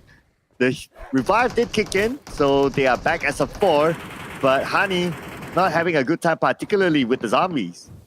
Yeah, and they are just making sure that they survive. They are just going to hightail out the situation. But Prab has been caught out. This is a different scenario here for the side of FLS. FLS now loses 1. I don't see any way that they could actually get any help towards the other side of Pram. So, Team Tiga, they have been sneakily taking out players on the edges here. But I really do wonder, this is a very different approach coming from the side of Fellas as compared to what we saw yesterday. They were basically having a whole lot of looting phase into the central zones. But teams, they're just so much more interested in taking all these fights. I know, right? Like, they're really not letting each other go. Look at this. Even though they have an exit point, but they still want to take this fight. But Gondrong probably wants to save Wayu. Wayu is still bleeding out. Hanif sends a molly onto Gondrong's side, so now Gondrong cannot show himself. He has to retreat. And he's the only one left. The rest have been picked off by the side of Tyranno. So I guess there's only one option available. You can't go up against a full squad. So the only way is just getting as far as you can from the rest of the side of T-Rex. But the T-Rex will continue on with their assault. Gondrong already had his level 6 vest all torn up. It's not looking good. And now only Honey Man for the wall comes into the jump shot, and Hanif finds it. Yep, Gondrong tried to do the jump shot against Hanif. Oh, Hanif, no time to shoot boxes, okay? You got zombies behind you, dude. Yeah, immediately has to turn around. Now I'm looking at his ammo, right? 262 in the chamber. He cannot expand all his ammos on the zombies. Yeah, and whatever that's left is probably going to be good enough for a fight. But thank goodness there are, of course, loot crates coming from the defeated enemies for them to just pick it all up once more. So there, 400 over to restock that 762 bullets. So I guess that's our answer. Meanwhile, Awalt dealing with the boss alone, getting some swing stuff, but he's dodging all of the hits. And now getting himself pretty much healthy and alive, though he did actually got punched through. So the rest of Team Tiga, they should be able to take down this boss. Focus fire, pretty straightforward, and the boss is out. But they have to deal with the other minions right now. Since all of them are here, so it should be a pretty straightforward cleanup for them. They just need to find the time and space to loot those boxes. Fair enough. Armstrong, actually, will just ensure that he keeps the zombies at bay while the rest of the team will be able to just secure the high value loot. Now, that will increase the value for the side of Team Tiga, only this for the side is a bit. Somehow they're holding into this bunker where zombies are just charging through the door. I'm not sure if they have actually gotten to the boxes yet, but I believe they will do so right now. And they're also praying for daytime to appear. But it seems like they have cleared off all the zombies, so they're okay for now. Until maybe more zombies spawn, or if they move to another area, then the zombies might come looking for them again to seek revenge for the fallen teammates. Well, if it's a team that is that zombies make. But anyway, good stuff from them. So now with this loot, Team Tiga, they're still sitting at number 4 is 600k, but after looting, maybe they'll be able to shoot up to more than 1 million. It should be very, very possible. And now you only have 4 more teams left available. Oh boy, tight corner. The moment Shadow activates the boxes, it comes storming. I mean, you might want to consider closing the door, perhaps. Not necessary. Okay, good enough. Well, here's another one. Awkward situations like that do happen, but Shadow defending very, very well. Yeah, ain't nobody got time to close doors, but might as well loot up. So this is one of the high value loot areas. We did see this area being unlocked in the previous round, so that just shows that teams are discovering some of the more efficient areas to loot with. Looking on the loot that he has, a couple of new weapons, so it's pretty sweet there. At least it gives him a few more options on what to take in for the rest of the round. Yeah, well, they can definitely consider whether to make the switch, because ideally you still want to stick to the same bullets as well, because I saw that was like a QBU in the crate, which isn't exactly too far off of what is being offered with the default Mark 14 that each player has already hold on this primary or secondary. And of course, once again, if you guys are new to the game, Metro Royale, you got to bring all your loot back to the lobby using 1 out of the 2 extraction points. So, of course, you got to also spot out which extraction point you need to utilize to head out of the matchup. Now, Naga, inside of the radiation zone so far, has got some of the highest value at the moment. Yeah, 4.3 mil right now, without any eliminations. So they're sticking to this sort of strategy for now, that is. But we've seen plot twists, right? Okay, great numbers here, 4 mil, 5 mil, 6 mil. But if a plot twist happens, another team shows up, wipes out that team, naturally those numbers will transfer over to the team that won the fight. Fair enough. Meanwhile, there is going to be an ongoing boss battle in there, while the rest of Tyranno Rex, they haven't exactly leave the school, it seems. So Rex is kind of burning on time here. They only got roughly 5 to 6 minutes to score those high value loots to make bigger comparisons to the side of Royal Nagas as well as the Fellas ID. So is those 6 elimination points good enough? I don't think so just yet. Sure, they're back close to 2 million from eliminations alone, but you gotta find those loots. Yeah, because the numbers can really, really swing, right? As in the overall numbers. But speaking about getting loot, so Naga is trying to get their own loot, but the boss seems to be in their way. So I don't know how they're going to deal with this boss. They probably need everyone together. That's why Shadow is repositioning himself. That's right. And of course, they don't exactly want to overcommit. They also want to try to seek out whether if there's going to be teams hoping to challenge eventually. But the longer they take, I mean, you only got, what, 6 minutes right now to take down the boss? Maybe you might need to spend 1.5 minutes or even 2 minutes to be very efficient on it. Now, Pram is all alone, though, looking around for Sans. I don't think he knows Sans right there, does he? Oh, probably not. So Sans holding down the hallway or that box. Oh, okay, we move over to Pram. Pram is kind of busy with zombies, but now back onto Sans. Okay, here we go. Sans tries to find his opponent. Shots fired out by Sans, and Sans gets the first knockdown, and the zombies will kind of help him as well. But now Sans, he's in a pickle. Oh no, stuck in his room. No. The windows, they're not big enough. Oh, it's absolutely blocking him. But Sans finally has been able to dash away to safety. But is he not going to consider looting off from the player that he just take down? He needs to do so, though. Maybe he'll be back with some help because the zombies, well, they were a whole bunch there. So we'll see what will he come out with. But I guess with the amount of zombies, he just didn't have the time. Yeah, high pressure situation out there. And of course, just to also update TTM. Oh, I thought they still have one more member, but they were actually playing with, 3 of them. We saw them getting pretty much thirsted down by Tyranno Rex much early into the matchup, now that I recall. So, Fellas are realistically the closest competitor to Naga, but that's still like, what, 3 million that they have to find with 4 minutes left on the block? this is not looking all too hot here. But the side of Alice, it seems like they might be preparing for an injection here with that 2 mil. They might just feel like they're satisfied enough with what they have. Meanwhile, speaking about the competition, we're going to see a competition now between Naga as well as C Team Tiga. C Team Tiga. 2 players went out to the hands of Naga. There's going to be 600 points to Naga. oh boy. Now it's only down to Awok holding on to the Mach 14. They should be suspecting there is going to be a player around these corners. As Royal Naga just walks on foot, not really going for the mining cart to advance forward. And this might just be the unsuspecting victim. Meepo now steps close. He heard those footsteps already. And it seems like he will just continue to deny with all these Molotovs thrown right in. Exchange of the grenades, lob right through, and it will be the Molotov that will take some HP bars off of Awok.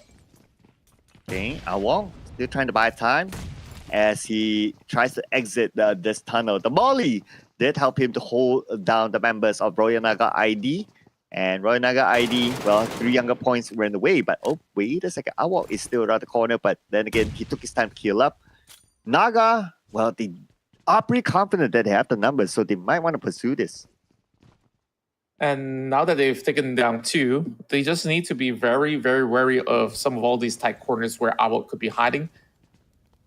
And where exactly is the other member of C Team Tiga? I do wonder it because it doesn't seem like he's anywhere close by. So Naga, they're being absolutely cautious about this approach. Still going to be Meepo that will be taking the forefront though.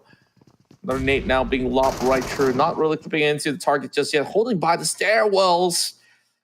Oh man, this is going to be a little tough of a predicament for them to actually do much. But that nade lobbed really nicely to take a chunk off of Awok.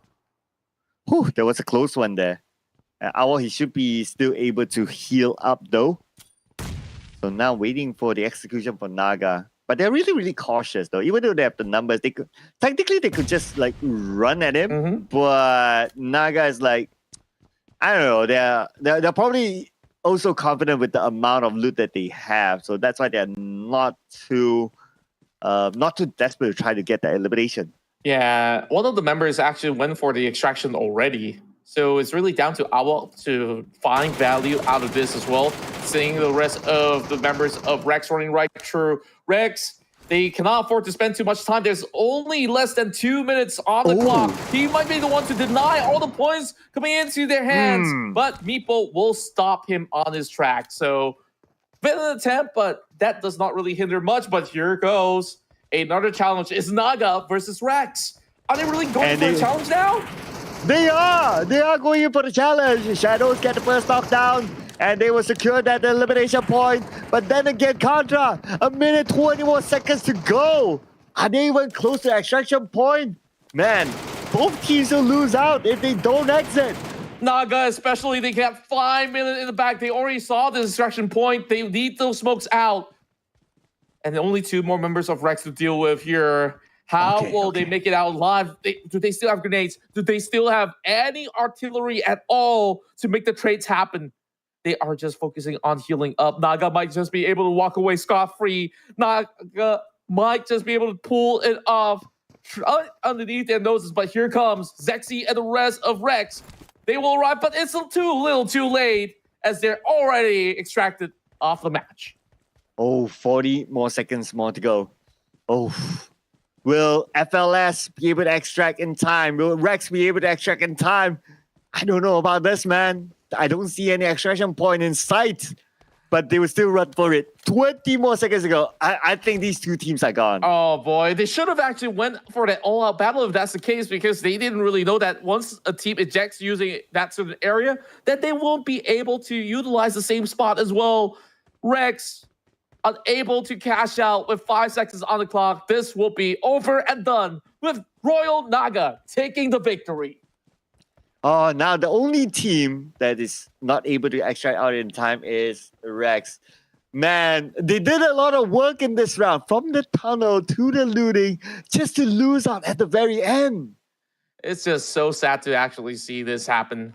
You know, if those loots can't be achieved, if I have nades, I'll just nade myself. Like, okay, just end it right here and then. Like, I can't do anything else. Like, I'm just saying so that some of all these points still make it true. But they managed to get those 6 eliminations. Will that also follow suit as well?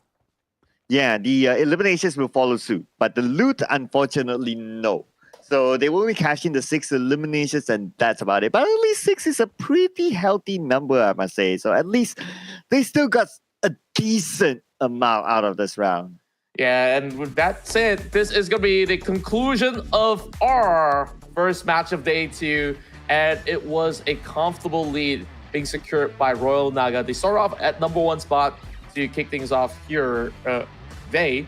And once more, they take themselves another massive win. It seems like they are looking poised to be the sole representative of Indonesia, or could it be otherwise, heading to one final match remaining?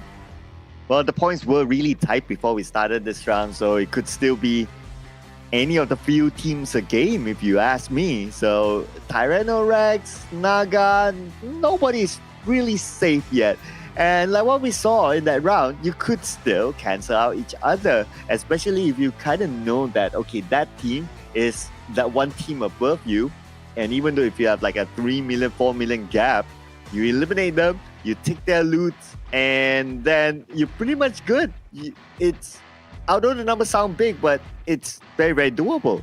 It is very, very doable, especially when you instantly lock that team that's currently at the top out of that match entirely. So even in that high qualifier, which we saw, memory or so, having that initial win for the first round, the moment that they went to Arctic, things went sour real quick. It was 100-0 kind of drop that can happen in these matches. Yeah, I know, right? From like the number that, whatever number that you can imagine, it just easily drops to 0, especially the extraction point fight. So I think this time will be a trend, right? Every round we're starting to see extraction point fights. And that is also, of course, with the intention of them securing the extraction point for themselves. Number 2 is to deny away points from other teams, because at the end of the day, there's only like 2 extraction points. It's a 50-50. You stay at 1, you have a 50% chance of bumping into that one team that is probably well looted up. And if you win that fight, well, all those loots could be yours. Yeah, and meanwhile, we continuously see all these early trade-offs that aren't exactly to the rank. And I guess like in comparison with the Thai region, like when they want to settle a fight, they really do settle it within less than 3 minutes, so that you had so much more time to go in challenging bosses, going for those high value loots all across the map, versus what we saw here. It's a little scuffy where the fights were taking more than 6 minutes, the last I count, where if given the more time for the side of Tyrannorex to actually go for loots, they could have actually challenged for that number 1 spot. Yeah, Mexican standoff fight still happens here, but not as standy. Well, if that is even a word, not as standy as I remember the one yesterday where there was like one team on top, there's another team in the tunnel, and they were just at it for like maybe 10 minutes or something like that, just locked in with each other, while everyone else is like happy looting around across the map. Yeah, and of course, there's another trend of camping inside of the underground tunnels as well to try to catch somebody up. That can still be within the game plan, but right now, in this matchup, we see 0 points acquired by TTM, Tyrannorex, as well as Susu. Some of them got taken out early. And Royal Naga with the most amount of points acquired with 6.5 mil, followed by Fellas ID with 3 million and 856k for C Team Tiga.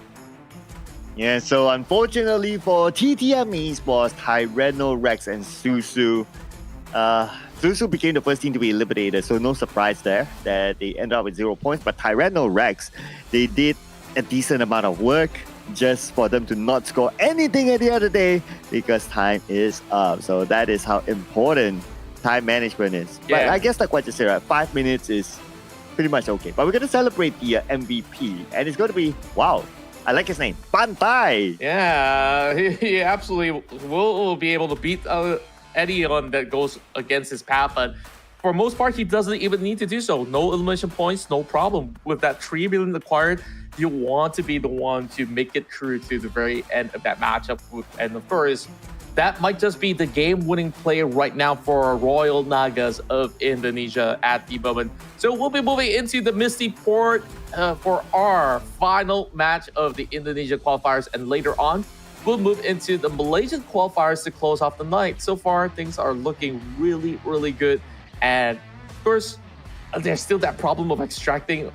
You can't really blame T-Rex overall because they just couldn't find any more extraction points. So that was still very costly.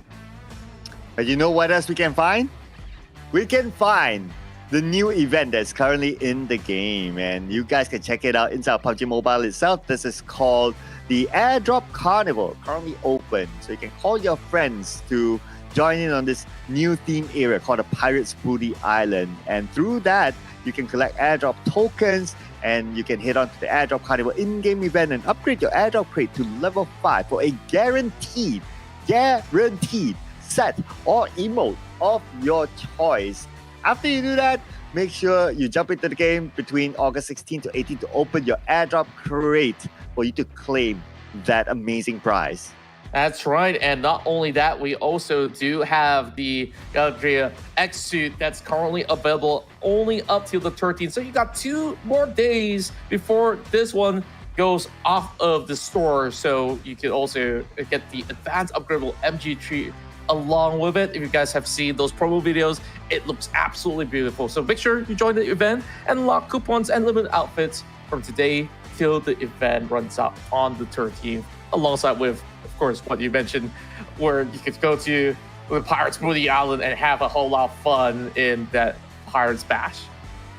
Yes, a lot of amazing events that happens from time to time inside PUBG Mobile. So make sure you check in from time to time, especially on those event tabs. Yeah, I know sometimes it's like, okay, get into the game, you want to start your game quickly, play a classic, play a TDF, but yeah, the events tabs is where all the fun stuff happens as well. But speaking about fun stuff, now that we are not shown the current overall standings, who knows how tight the points are right now? Yeah, I have no idea, but what's for certain is that Royal Nagas, they look very, very good. They do have that momentum, and even when it comes down to teams who challenge them, or for most part, they also did certain initiations much early on once they have actually looted up. So their approach seems to be very, very clean. And the only dicey moment was that extraction point where if there was just about enough pressure coming in from the side of T-Rex, then they might have actually been overwhelmed. But thankfully, all members ejected into safety. Yeah. Whew.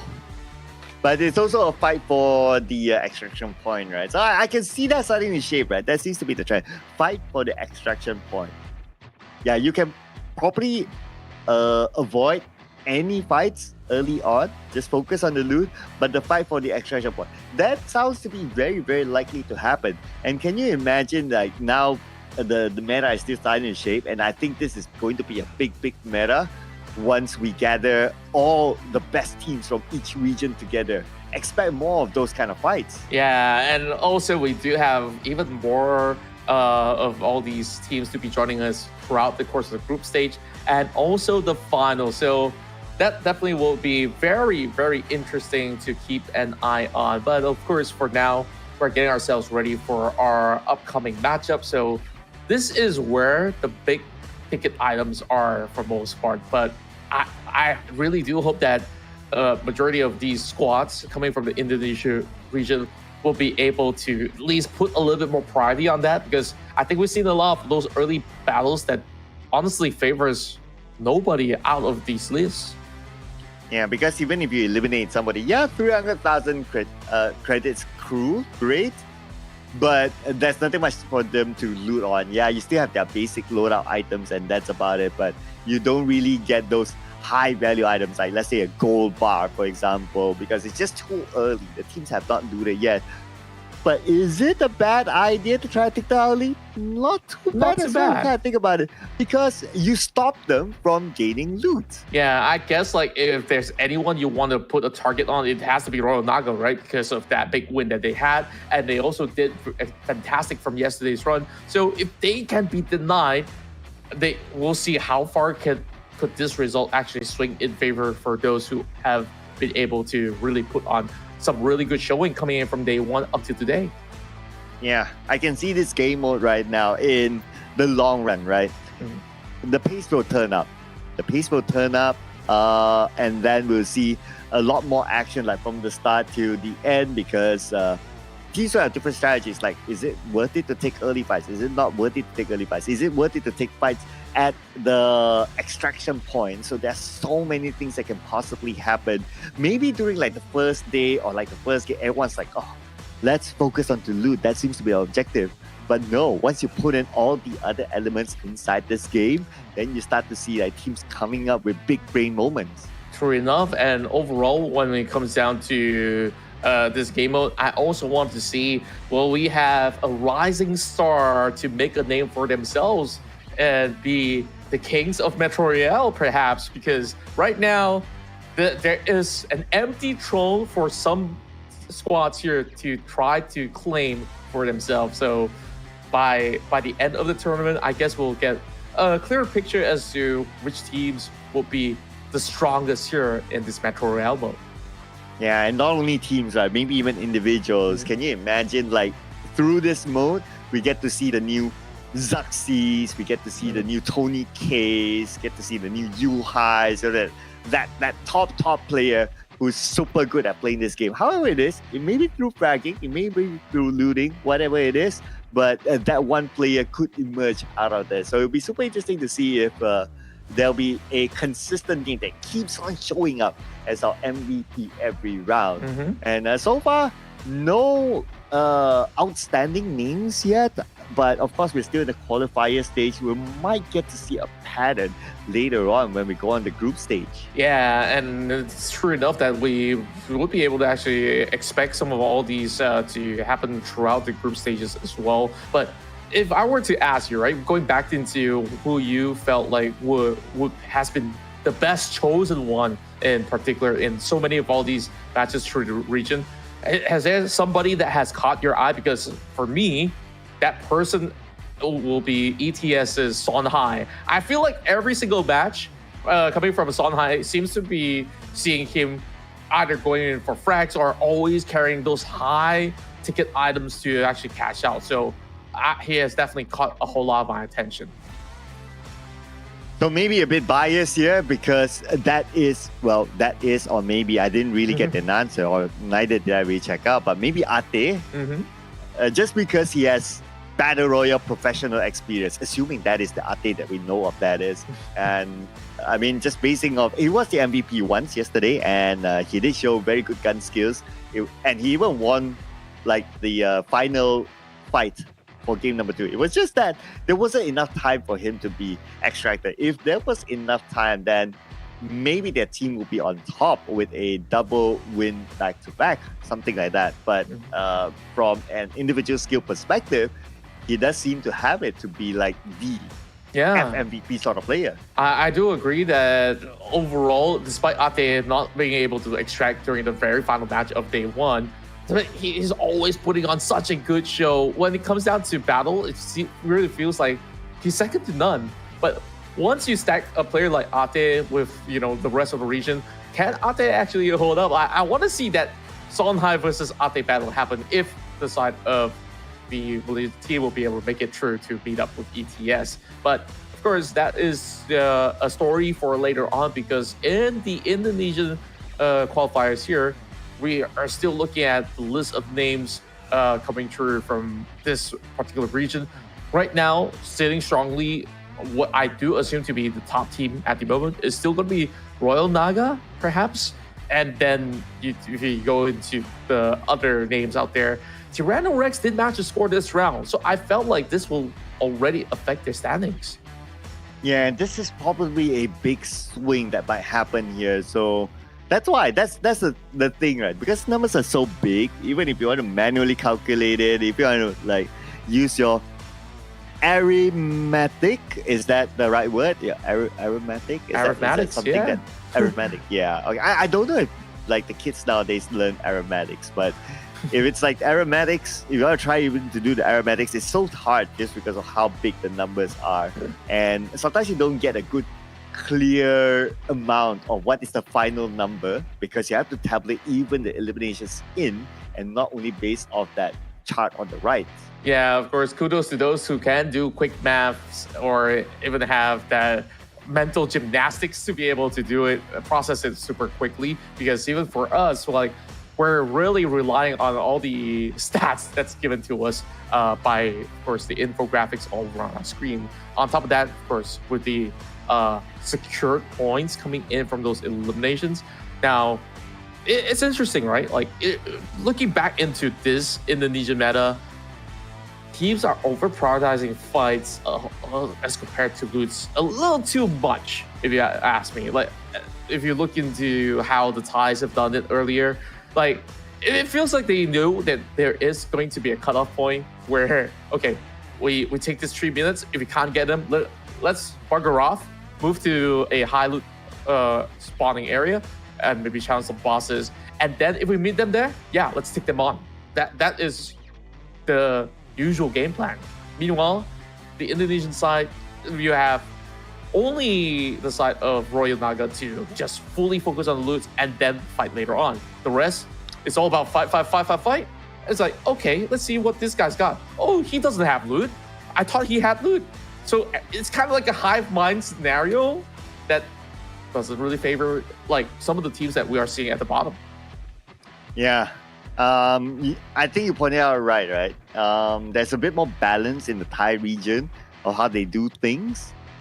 Indonesian region, a bit more fight.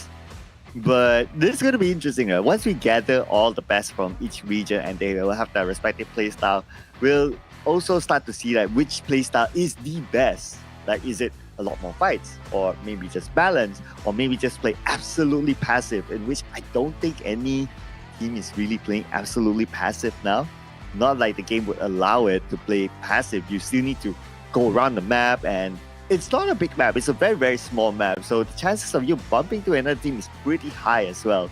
The fact that some teams are able to avoid fights entirely, I would say it's a pretty amazing feat. Yeah, considering the fact that in Zombie Uprising early on, like, there's at least like 3 teams over the far west, and they met up very, very early. Now, of course, the good news is we're here to close off the ultimatum matchup between the Indonesian qualifying teams to make it through into the group stage for that chunk of $10K US on the line. So, Sir Cloud, here we go again into the Misty port.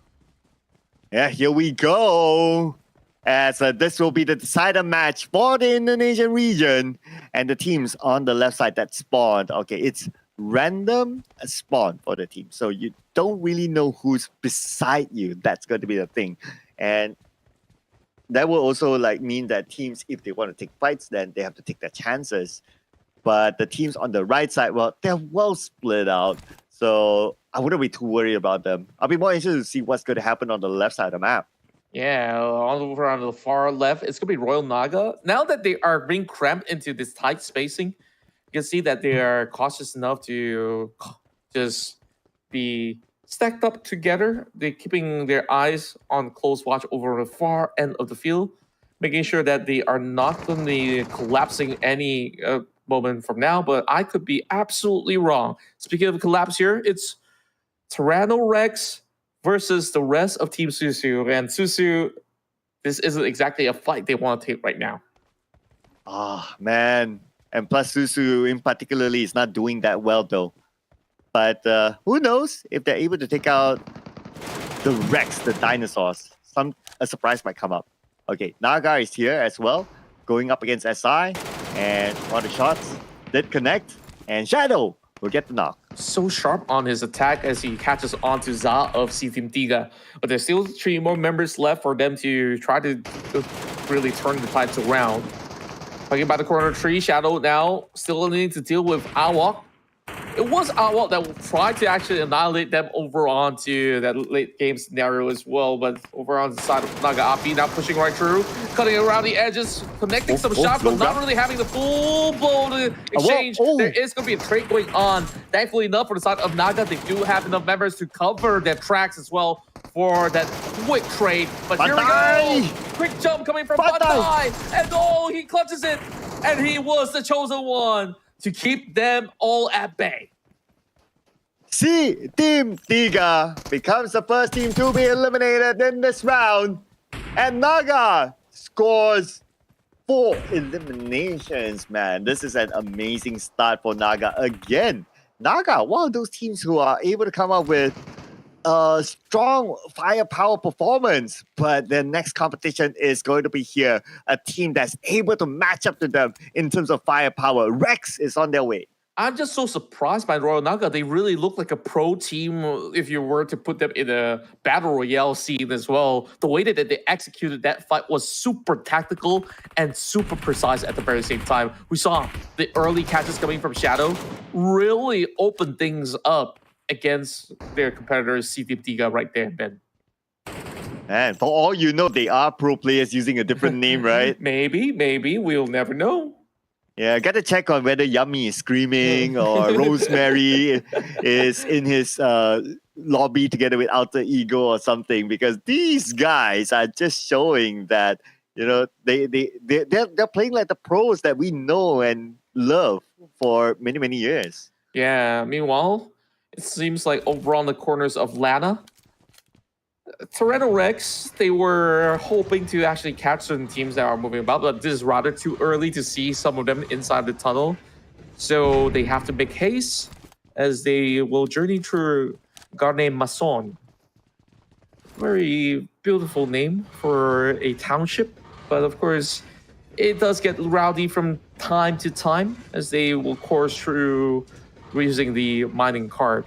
So it will be pretty much of a smooth journey for those who are in the underground as we go back in for perhaps a little bit more of an action over onto the open grounds. Well, now this is what they call the calm before the storm, right? Like everyone's back onto the main objective, which is focusing on to getting loot.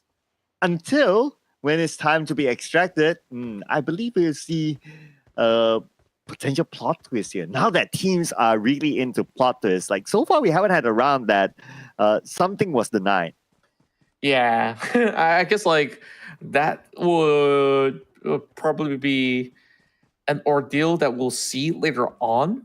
If that's going to be any form of a certain denial to the very till end of the match, we do believe to happen. But for now, fellas have secured so much in this matchup. Already hitting on to 4 million at the moment. This is like barely, 5 minutes of play in the match. Yeah, I know, right?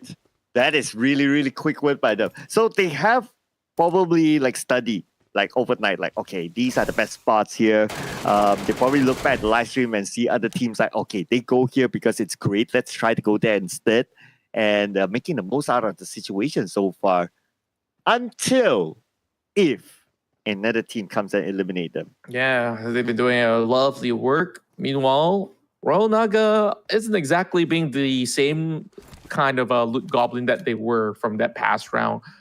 Locked into the corners of school, but they have been very familiar with battles, especially up against Susu. Susu have tried attempting school before and hasn't really had the most success.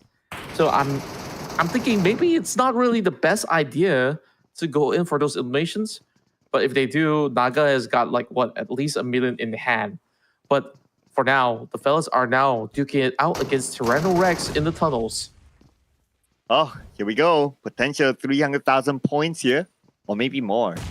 3 is the one holding them off, and he has a slight higher ground advantage. So his other teammates are coming by. Look at the minimap here. Looks like they are not willing to let each other go. Not going to ever let this chance slide away.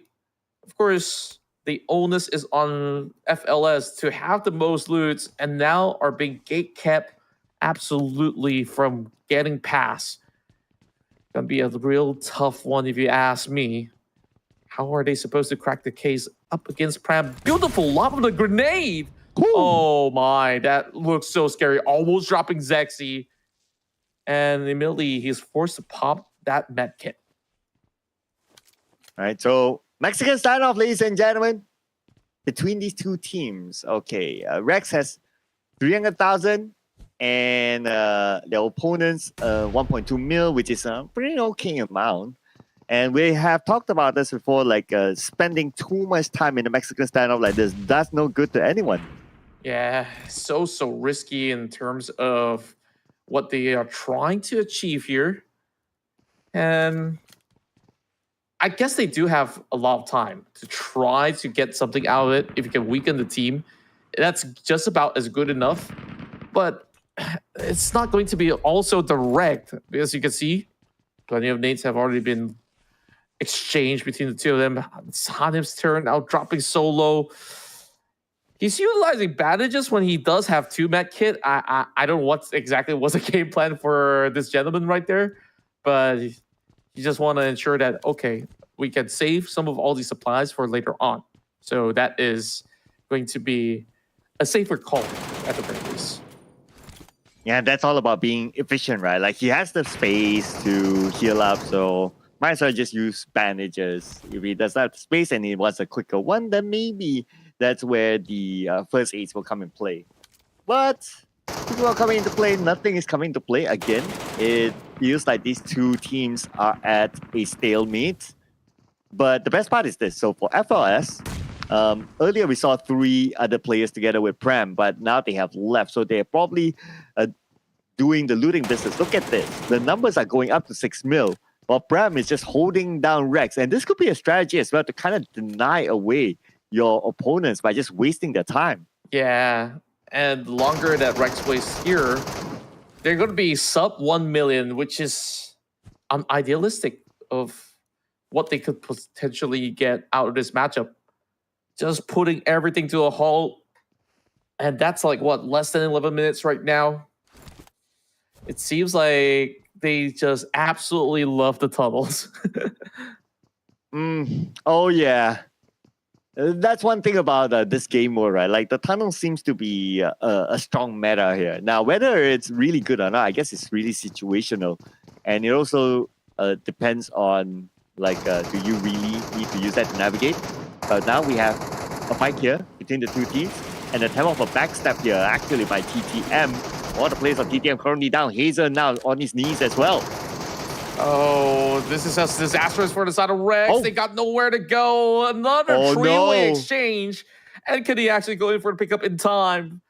Pretty wide out in the open at the very same circumstance. This isn't exactly looking too good at all. I don't know what to say. I mean, could they actually get through is the question. Zexy does put some heavy artillery back at them. TTM. Now being blinded off, good smoke utility usage, and they are just charging through. This might just be golden opportunity, and this is for full set. Are they gonna get it though? TTM, they're not even having any form of response to answer back. Man, they weren't prepared for that at all, and they have been eliminated from this round.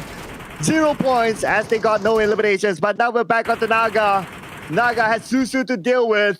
They managed to secure 1 more elimination point. That's going to be 5 elimination points in total for now. And they're looking for the other members of Susu. RP sees him, RP shoots, RP scores. Beautiful work again, coming from the side of Royal Nagas.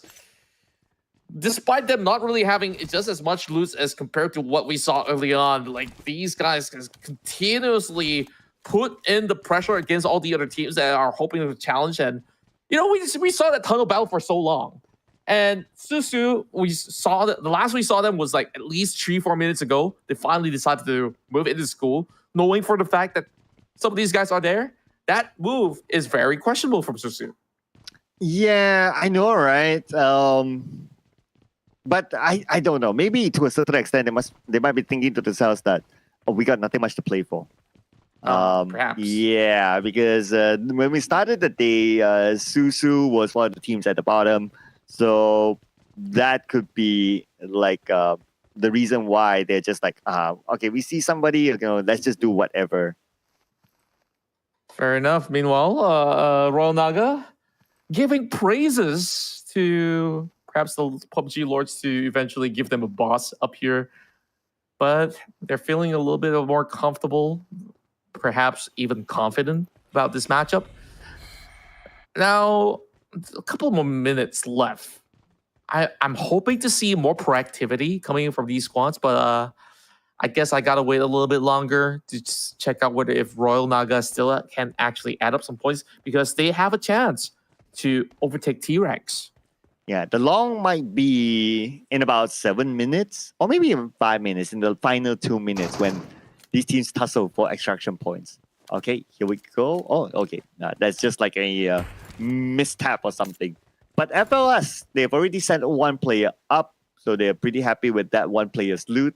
And honestly, with 8 million in the bag, I mean, you'll be pretty happy. Unless the strategy is to stay and try to deny away your opponents. Perhaps that's going to be the main cause of concern for them for now. Meanwhile, yeah, they're just chilling.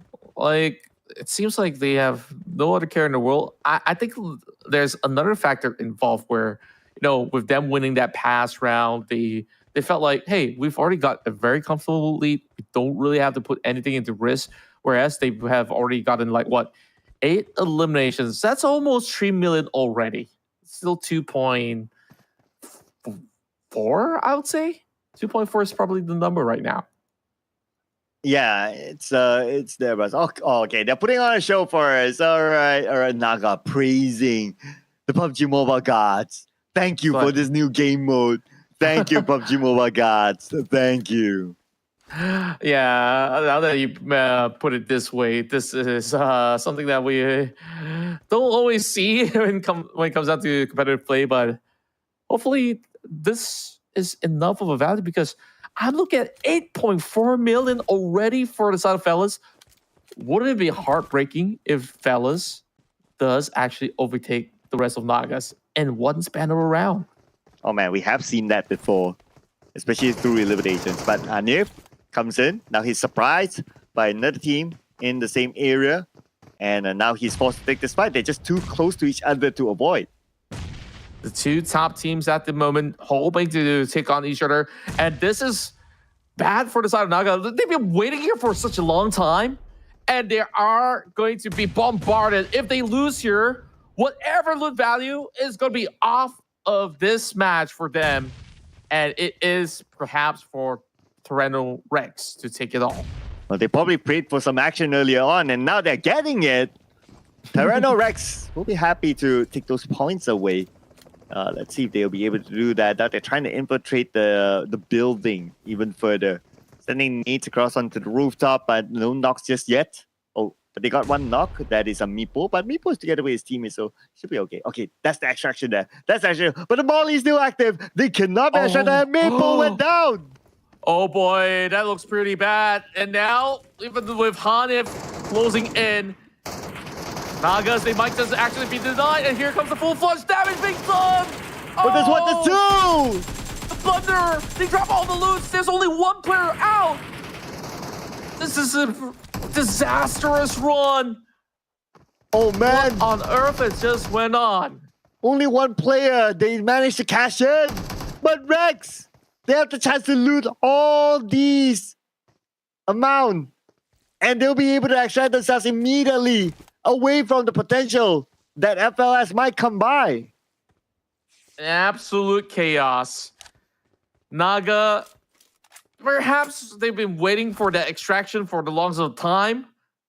Oh. But even so, that should not have happened.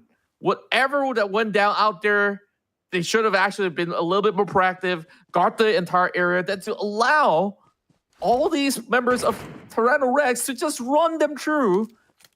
So that is absolutely upon their own doing it for one sentiment as well. But for the side of Fellas, one player has already ejected out. So this is just going to be pretty straightforward right now. Rex probably would just cash out, get whatever they need from Royal Nagas, and then get the send-off like they deserve. I'm not sure if fellas will want to do this though. Take this fight. Because it also depends on like how the points are, right? Like, is it worthwhile to try to deny away your opponent because there's only one slot to the next round? Or are they comfortable enough to move on to the next round by cashing in this 8 million? So because we don't know what's the latest numbers, right? So it's kind of hard to tell. But we can also kind of see that fellas might be interested to deny away a few points. That could still potentially happen. We got like less than 3 minutes, and immediately they go in for the trade. Oh, Hazel's the next one to be caught out. Boy, oh boy, has it not been a school shootout right here. A very, very huge turn of events have all been happening just on this platform of the rooftop. Man, just because the extraction point is here, right? Okay, there you go. Ciao, ciao, ciao. And that's 3. One more to go. Hazel, he needs to leave. He needs to cash in his 2 mil. All right, there you go. So now it's fellas. It's not too far away. They should be able to make it in within the time frame.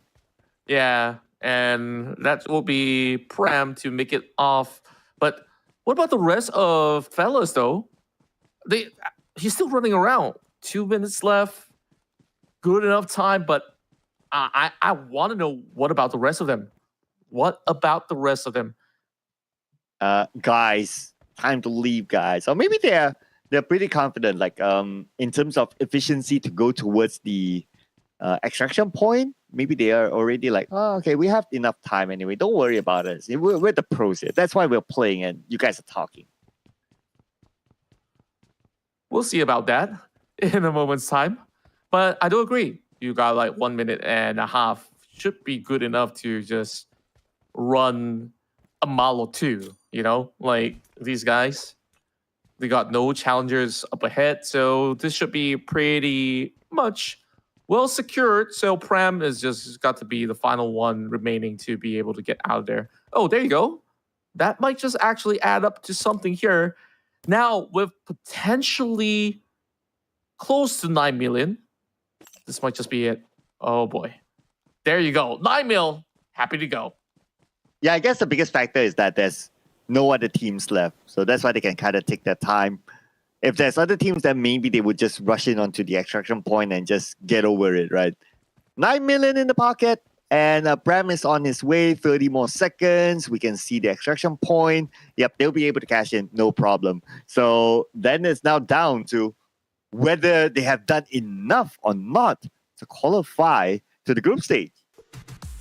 Congratulations to Prem and Co as they managed to be the ones to bring in the most value with 9 million in total on that span of a round. But oh boy, like the turn of events, like sometimes my heart just can't take it. Like what really went on against Naga, it was once again very, very heartbreaking. They could have actually gotten a couple more points to go with. I know, right? That's the plot twist here. We're starting to see plot twist after plot twist. It feels like this is starting to be a norm. Like, okay, that's the norm right now. But the only thing that we don't know is that being a norm, how would it affect like the overalls? And that is where it all matters, right? Like the overalls is what they're going for. If it's a wipeout, but not significant wipeout in the overalls, that's like, it's okay. But if it's a significant wipeout, then we're talking. But just because the numbers are so big, it's going to be hard for us to tabulate the scores. But we'll leave that to our experts behind the scenes to show us in a bit more. Yeah, but based on my own assumption, the biggest two competitors right now has to be both fellas as well as Royal Naga. Despite Royal Naga going out, that the past match that they played in the Zombie Uprising has stashed them a very healthy lead because they started off the day with number 1, but this time this is an absolute 0, right? So that, and to also remember there was another squad when we start off the day to be having very close margins as well, which is why we're also scratching our heads here. Like, is that going to be a very tiny gap to secure the top spot to qualify into the group stages? That's what we want to find out. Yeah, at least like what, 3 or maybe even 4 of them have close margins. That's why it's really, really hard to tell. And the fact that all these teams, they are starting to be able to manage the time even better when it comes to the group stage. Expect like all the teams to be in the millions every round. So you won't see like maybe like a 0 or a 300k because they're starting to learn how to manage their time. Unless, of course, that elimination happens, then that's going to be a separate story. But based on the timings, they're all doing really well. Yeah, they absolutely do, especially, you know, for a team like Fellas, very, very efficient throughout this round overall. And when it comes down to, you know, those scuffy little fights that we saw, I think like the most explosive we've seen in this matchup was the ones in the tunnel yet again. Kind of like the same scenario which we saw yesterday from this Indonesia qualifier. 3 teams locked underneath. Well, of course, one will have to take the short end of the stick, but they show a lot more precise strikes, which I absolutely do like. They didn't really take too long. Maybe the early game, it was all about zoning teams away. That's kind of all right, where it didn't exactly take too long as compared to what was on day one. Especially with teams spawning on the left side of the map, right? Like at least 3 of them are super close. Maybe add in a 4th one, and then teams on the right side, they're quite spread out. So it's kind of okay. So you happen to be there, and that's the RNG of it, right? That's where you need to prepare to take fights. So we haven't had a round where we don't have like early fights like that, just because of how the spawn is as well. Yeah, and to also see how the meta is also taking shape is a stuff of beauty, because at first, I guess just like the players, they don't really have the best of game plan, but after, you know, maybe them going back, rewatching what went down, then they could actually learn from each other and also from other regions as well on the style of play. So with that being said, though, like, we also see improvements on, you know, extraction times and also the way that they have certain priorities, whether if it's going for eliminations. Even in this round itself, we saw, you know, certain teams like Naga, they're happy to take fights. Maybe too happy to take fights that they are praying for more. So they got what they asked for, but it wasn't exactly how they kind of wish it would actually pan out towards what they ideated. Yeah, and because the game is still new, so expect like those metas to continue to evolve as well. But it's nice to see like being it's nice to be looking at it at the early stage of the game, right? Because things progress really fast, meta-wise that is. But what's progressing fast is also our teams here. So our top 3 teams, Fellas ID.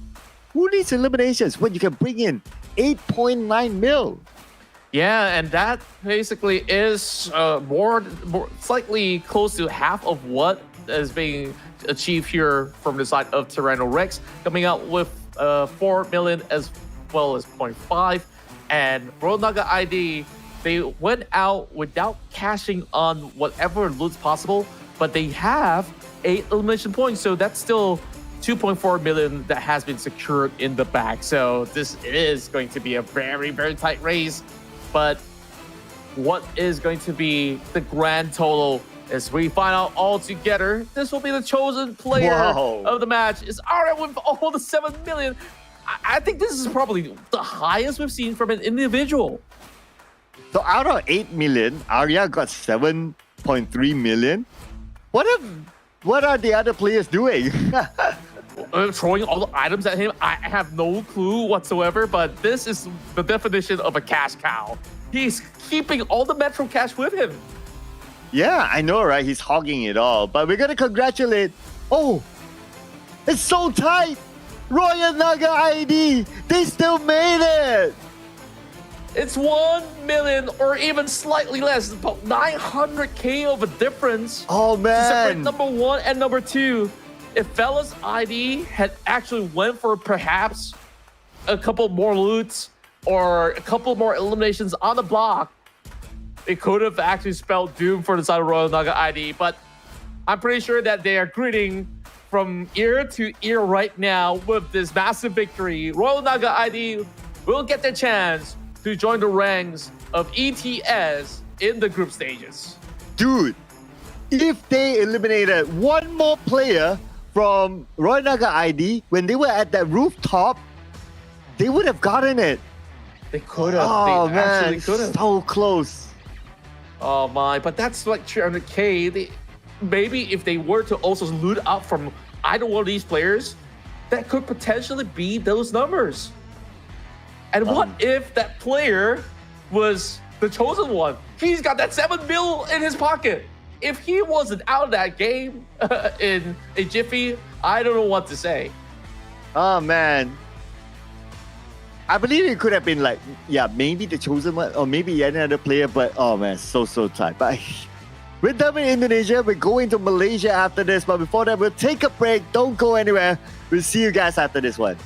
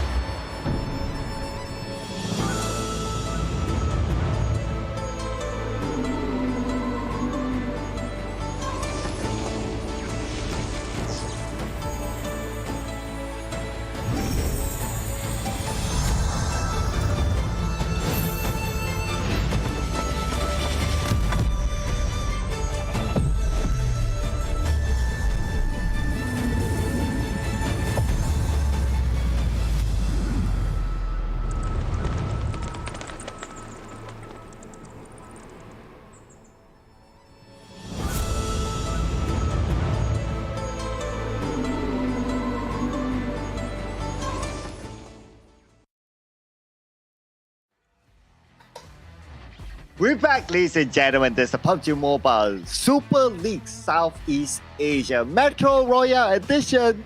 And we are down to our final qualifiers for the Malaysian region. 2 more maps to go, and we'll lock in our 3 teams that will meet each other again next week at the group stage.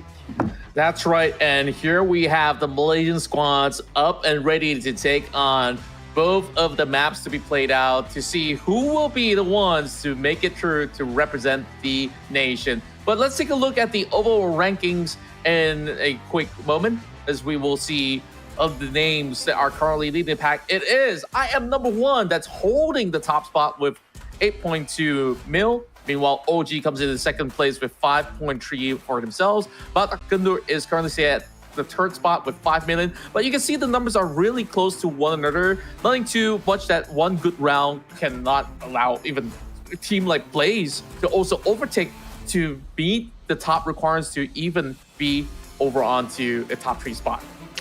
Yeah, so all these teams, they are in the millions. So it is way tighter than the other regions. But before we get into the game, of course, we'd like to remind you that this event is currently happening inside of the game itself. That is PUBG Mobile's Airdrop Carnival, currently open, and you can explore the Ocean Odyssey, new theme area called the Pirates Booty Island. There you can collect airdrop tokens, and you can head on to the Airdrop Carnival in-game event, and you can upgrade your airdrop crate to level 5, and you can get a guaranteed set or emote of your choice. So check it out inside the game right now. Yeah, and that's not the only event that's currently happening. We also do have the X-Suit available right now, where you can play any game mode to get the Cherry Blossom tokens and make wishes for exclusive treasures. And of course, you can even get the advanced upgradable MG3 with it. Now, this is going to be a time-sensitive event where it will only last for another 2 days, only up to the 13th of August. So make sure you guys get your hands on it. So with that being said, of course, we go back into our final qualifiers here from Malaysia to see if they will be able to, of course, send another team that's going to be of high caliber to challenge the side of Indonesia as well as Thailand. Yeah, so Naga already has one representative from the Indonesian region to the next round. And in Malaysia, they probably have this clan linkage because we also have a Royal Naga Malaysia that's playing as well. But we'll see if they'll be able to get through, as we'll be heading on to our game number 1, and we're coming back into the Zombie Uprising map. Yeah, this is where it gets really interesting. So far, I think we've absolutely been wowed by the teams from Thailand that has been able to really take everybody off of that match and scored about, what, close to 9 million in that Thai qualifier. But of course, we shall see in Zombie Uprising how the Malaysians will fare. Yesterday, we have explosive battles, and this time, it's going to be a little bit of a scatter with 3 teams over onto the far eastern side, as well as another 3 over onto the west. So even Stevens. But we're already looking at some of all the players to be taking space into areas like power plant as well as schools. Something that we have definitely seen a whole lot from all the other regions too. Yeah, so since they have this gap as well, I guess we won't be seeing early fights unless they force it to. But also, I'm starting to try to see like what is like the hotspots, right? Like in the Battle Royale mode, we kind of know like some of the hotspots like Pachinki, like boot camp in Sandhop, but we're still trying to discover, and I believe the teams are thinking the same as well. They're trying to discover what are the hotspots here in this game mode. Yeah, for now, for battles, I guess school is definitely the place to be, because there is usually a spawn of a, what I like to call cake zombie, but it's actually a mutant right over onto the top end of the school compounds. Meanwhile, Royal Naga wasted no time. They went directly into the tunnels, quickly scavenging for whatever loot's necessary, and for anything that's low value, they just absolutely skip it. So I like this approach. Straight to business, no cutting corners, and they're definitely in for a good haul later on. Yeah, nobody's cutting corners at all. Look at this, right? This is as compared to like the other rounds or the other regions, right? This is the quietest round. But that also means that at a certain stage, maybe during the extraction stage, that is where we'll see all guns blazing. That's true. That's true. And right now, even OG is also playing by these underground passages. Now, it can get a little bit hairy in the moment's time. So we'll see what happens from there on, because I am one. It's going to be waiting around these edges. Oh boy, they spot some teams, and they got no time to respond. 2 tree members immediately falls out, but they managed to trade back 1 versus 1 at the moment, and they are going to secure it seems.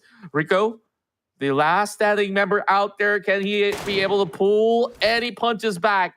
Ilusi, though, he now pops the smoke grenade, trying to get a little cover. Meanwhile, the revives are going through. He's losing time. He needs to go for the revive as well. Oh, Nate set across, but Nate, Molly as well, forcing Ilusi to move. Oh, lucky enough for him. Oh, but then Nate took out Rico. So there's going to be 300 points in the back covered. Now he's tossing out everything else onto the side of OG. Ilusi went for the pickup instead. And that is the pickup that he needs because he's the last man standing as of now. That was a huge collateral damage being done in the early game. And, you know, we were having good words onto this branch of Royal Naga Malaysia, but they are now in the back foot with only these 2 members holding out, but they might just be able to catch one more. Now, the match to spot a different sector of the room to just cut across, but OG, they will continue on their approach. Oof. So OG, they lost Rico. Kowalski, Private, and Skipper managed to reset. But OG is the bigger winner here within this fight. And looks like they are disengaging. I mean, both teams now at a negative because of that loss. So, yeah, not the right time to take fights because all the other teams are happily looting. Indeed, and yeah, this is just getting rougher and rougher, it seems. Looking out for any form of an opening here, as Skipper is going to be at least working in tandem with his teammate. But for now, Naga, they are definitely on the negative at the moment. So what's going to be the best case scenario? Do they turn their back and run the other way around and just travel on foot to get to some of all these designated play area? Could potentially be the case because they know going up against a full squad isn't exactly going to be all too easy, or should I say 3 members, but he's actually holding out. BK Boy! Man! Oh, wow! He waited! Gated off. He waited for the right timing. He heard the footsteps and he took his chance. He didn't know like how many people will walk through. It could be 4. It could be a full squad, but it was only 2. So a chamber of his bullets was good enough. That was crazy. He waited for the perfect time of line of sight. And now BK is going to enjoy that 600K absolutely delivered to his hands. Oh, what are we witnessing here in these early bouts? It's just crazy on their approaches because teams are really plotting up against each other through the tunnels. Something that we'll be looking out for later on how they will be able to manage. But for now, it seems like at least some areas have been cleared up. So OG will be just cutting across. But I am one. I believe they will be the one waiting over onto perhaps the radiation zone already. I believe not just yet because it's only 1.2k. If they're going to be at the radiation zone, I assume it will have actually brought a whole lot more points. Yeah, they are looting at the high loot area. So that is going to be their strategy for now, avoiding fights. Instead, BK, they got 2 eliminations. But the learning from BK is that perhaps like teams that are starting to know like which are the choke points here that will force teams to funnel down. And if you stay there, you could probably set up a good trap, like how we saw earlier on. So that's one discovery there. If it continues to be a trend, then it's going to be real interesting on how they try to counter each other. You set up a trap for me, like maybe there's a different way to backstab. I don't know. There's still a lot of possibilities. It definitely seemed to be the case, as at the moment, it would just be pretty much of a clear cut of a passage for the side of IM1 to just move along the way. No challengers at all. They will be scattering out and about to have a wider field of cover into some of all these containers and such. Meanwhile, Alex has managed to pick one off as Paimon goes off of the match. Yeah, so that's another elimination here. Oh, okay. So that is one of the zombie bosses, by the way. So extra loot, as you can see here, that's the red marked box there. So they get another extra piece of loot. Okay, I'm looking at some of the possibilities of OG to make that comeback, right? And I'm thinking around the possibility of eliminating another team and just catch that box. Because if there's only 3 players, like, there's just so much loot that they can get to stay afloat. Yeah, I guess that's the best case scenario that they can actually work out at the moment. Meanwhile, BK is having a field day out so far, especially with that double pick that we saw earlier on. That really gave them a better leverage onto how to really procure plenty more of all these high-value loots, especially now with HLV on the other sector. I believe this to be school. It's nighttime. Zombies will be making their way in, and look at how fast it's actually going. Oh, missile being fired towards this direction, but Fix Bay should be able to deal with this all alone. So it's just going to take a while longer because his teammates are not around. But other than that, I think the coast seems to be pretty clear so far. Yeah, he just needs to focus on taking out the boss, unless another team shows up, that is. But if not, he seems to be pretty good at navigating this boss. Like, even the boss charges him, it's all right. Boss tosses, he's able to evade. Like, yeah, this guy has definitely been practicing for a while. Oh, for sure. Just look at the precision, and oh, that toss actually takes a little chunk of his HP bars, so he's not too heavily concerned. But it definitely is taking a very, very long time. Thankfully, there's still not going to be any teams here to challenge. Else, it would have been so much harder for the side of Fix Bay. But he's got to aim for those weak spots. He's aiming for the head. He should be aiming for the chest instead. Yeah, but anyway, it took him a while. At least he got it at the end of the day. Now his bullet chamber is 107, not that much, but he found a few. 147, still just okay. He'll probably be able to loot up some bullets as he goes along the game. True enough. Meanwhile, as we take a look at the rest of Team Balak Kendur, they're still, of course, the ones to beat with that 3.8. Finding a whole lot through these areas of play. Meanwhile, of course, there are the rest of HLV also trailing closer and closer. There's only about less than 10 minutes right now. So teams, they have to make very good decisions. If they want to pick up a fight, they got to look for these choke points or maybe an extraction zone in specific to prepare for what's lying up ahead. And so far, it's at night, so we can see teams are being surrounded by zombies.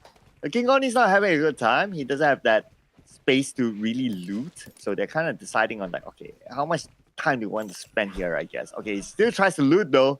Okay, but he cannot spend that much time. Look at the zombies around him that's just trying to chase him down. Rambo trying to be the second target, but they seem to be interested in King Oni instead. Oh, they're going for the extraction already? So early on? Okay. Very, very interesting coming from the side of IM1. They just want to play it at their own pace, it seems. But 1.3 is a very small margin compared to everybody else. Okay. Maybe the 1.3 is only one player.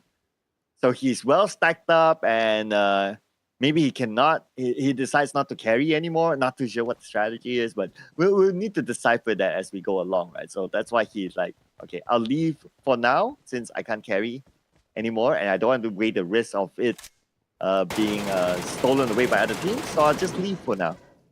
Yeah, a decent call, I would say, at the very least. Meanwhile, Carlos does find the room where usually there is a boss spawn here. I believe he might have actually taken it down already.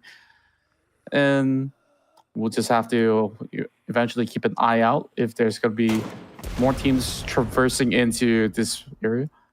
But yeah, it seems like the rest of the squad will just be well on to this area of play. HLV still chilling around. I think like teams are just preparing for the end game at the moment where they're plotting out what exactly will be the next best move. If anyone gets to strike down BK, that's a juicy 4.2 mil that we're looking at.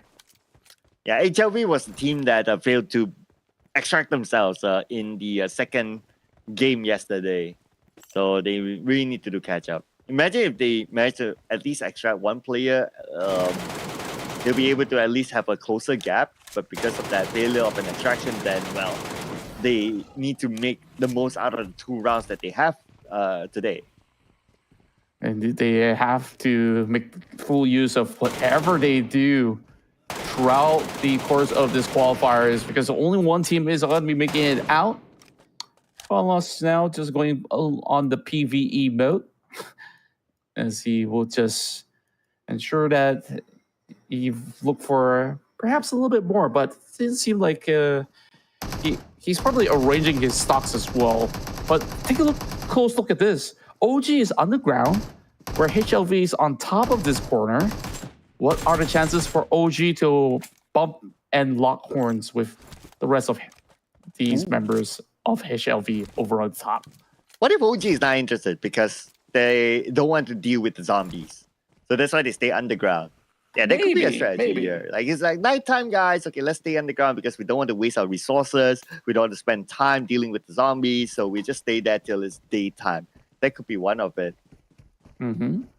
And I would say no harm, no foul. If that's going to be their form of a game plan here, like no matter the cost, like once they do book out of that match, they'll still be up ahead against the rest of Royal Naga that crashed out so much earlier in comparison. So it is what it is, where we're going to be looking at this current scenario that HLV does not really seem to be all too phased about what's happening around the rest of the map. If they can stack about 2 to 3 mil at the moment, that's just about good enough because they got so little time left. So I don't expect them to be able to match some of all these big numbers from inside of BK. And just looking at some of the numbers when we started the day for the Malaysia qualifiers, right? So HLV, they're at 3 mil, and obviously the goal is to be number 1. So we compare with the number 1 team is 8 mil. So there's a difference of 5 mil between HLV and I'm number 1. And if we look at the current numbers, HLV has 2.4 mil. I'm number 1 has 1.4 mil. HLV needs to do a lot of work to catch up onto I'm number 1. Unless towards the very end, they take out I'm number 1, they steal their loot, then maybe we're talking. Yeah, but then again, we're looking at them by the Sea Fisherman Village already, which is very far off by the edge of the map. So 4 more minutes remaining. I think that they're just going to be going on with a little bit of a treasure hunt at the moment. Other than that, it seems like they are just about sorted onto what they could potentially reap out of this matchup in Zombie Uprising. Meanwhile, BK is going to be very happy about this if there's not going to be any form of altercation to get out of this match. A very, very healthy margin for them to challenge Royal Naga to overtake that number 1 spot. Yeah, and OG, one of the teams that could potentially challenge the number 1 spot. But right now, they are on a deficit, and they just lost 1 player to the hands of HLV. So I don't know. OG is playing this too passively, even passive to the point that they're not really putting in the loot.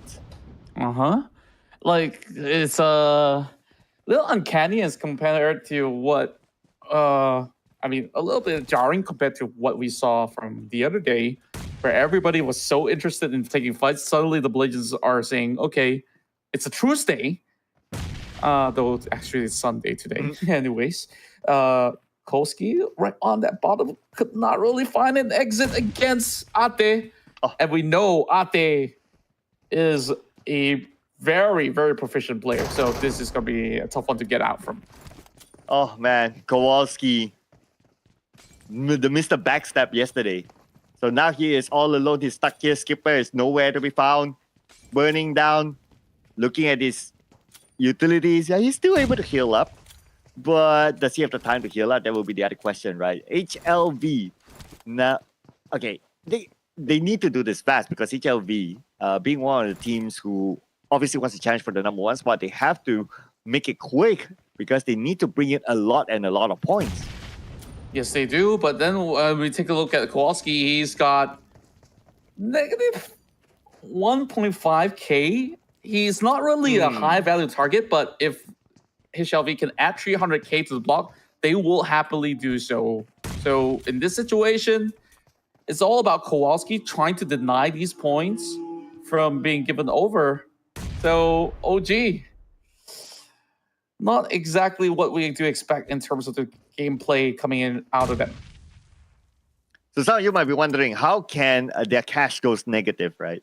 So because they started off with a standard loadout, so that is like 0. So if you use any of the loadouts, like you use a grenade, you use a first aid or whatever it is, then you need to spend quote-unquote money to it. So as you spend them, then it goes negative. So how do you get back to positive? Well, you just loot.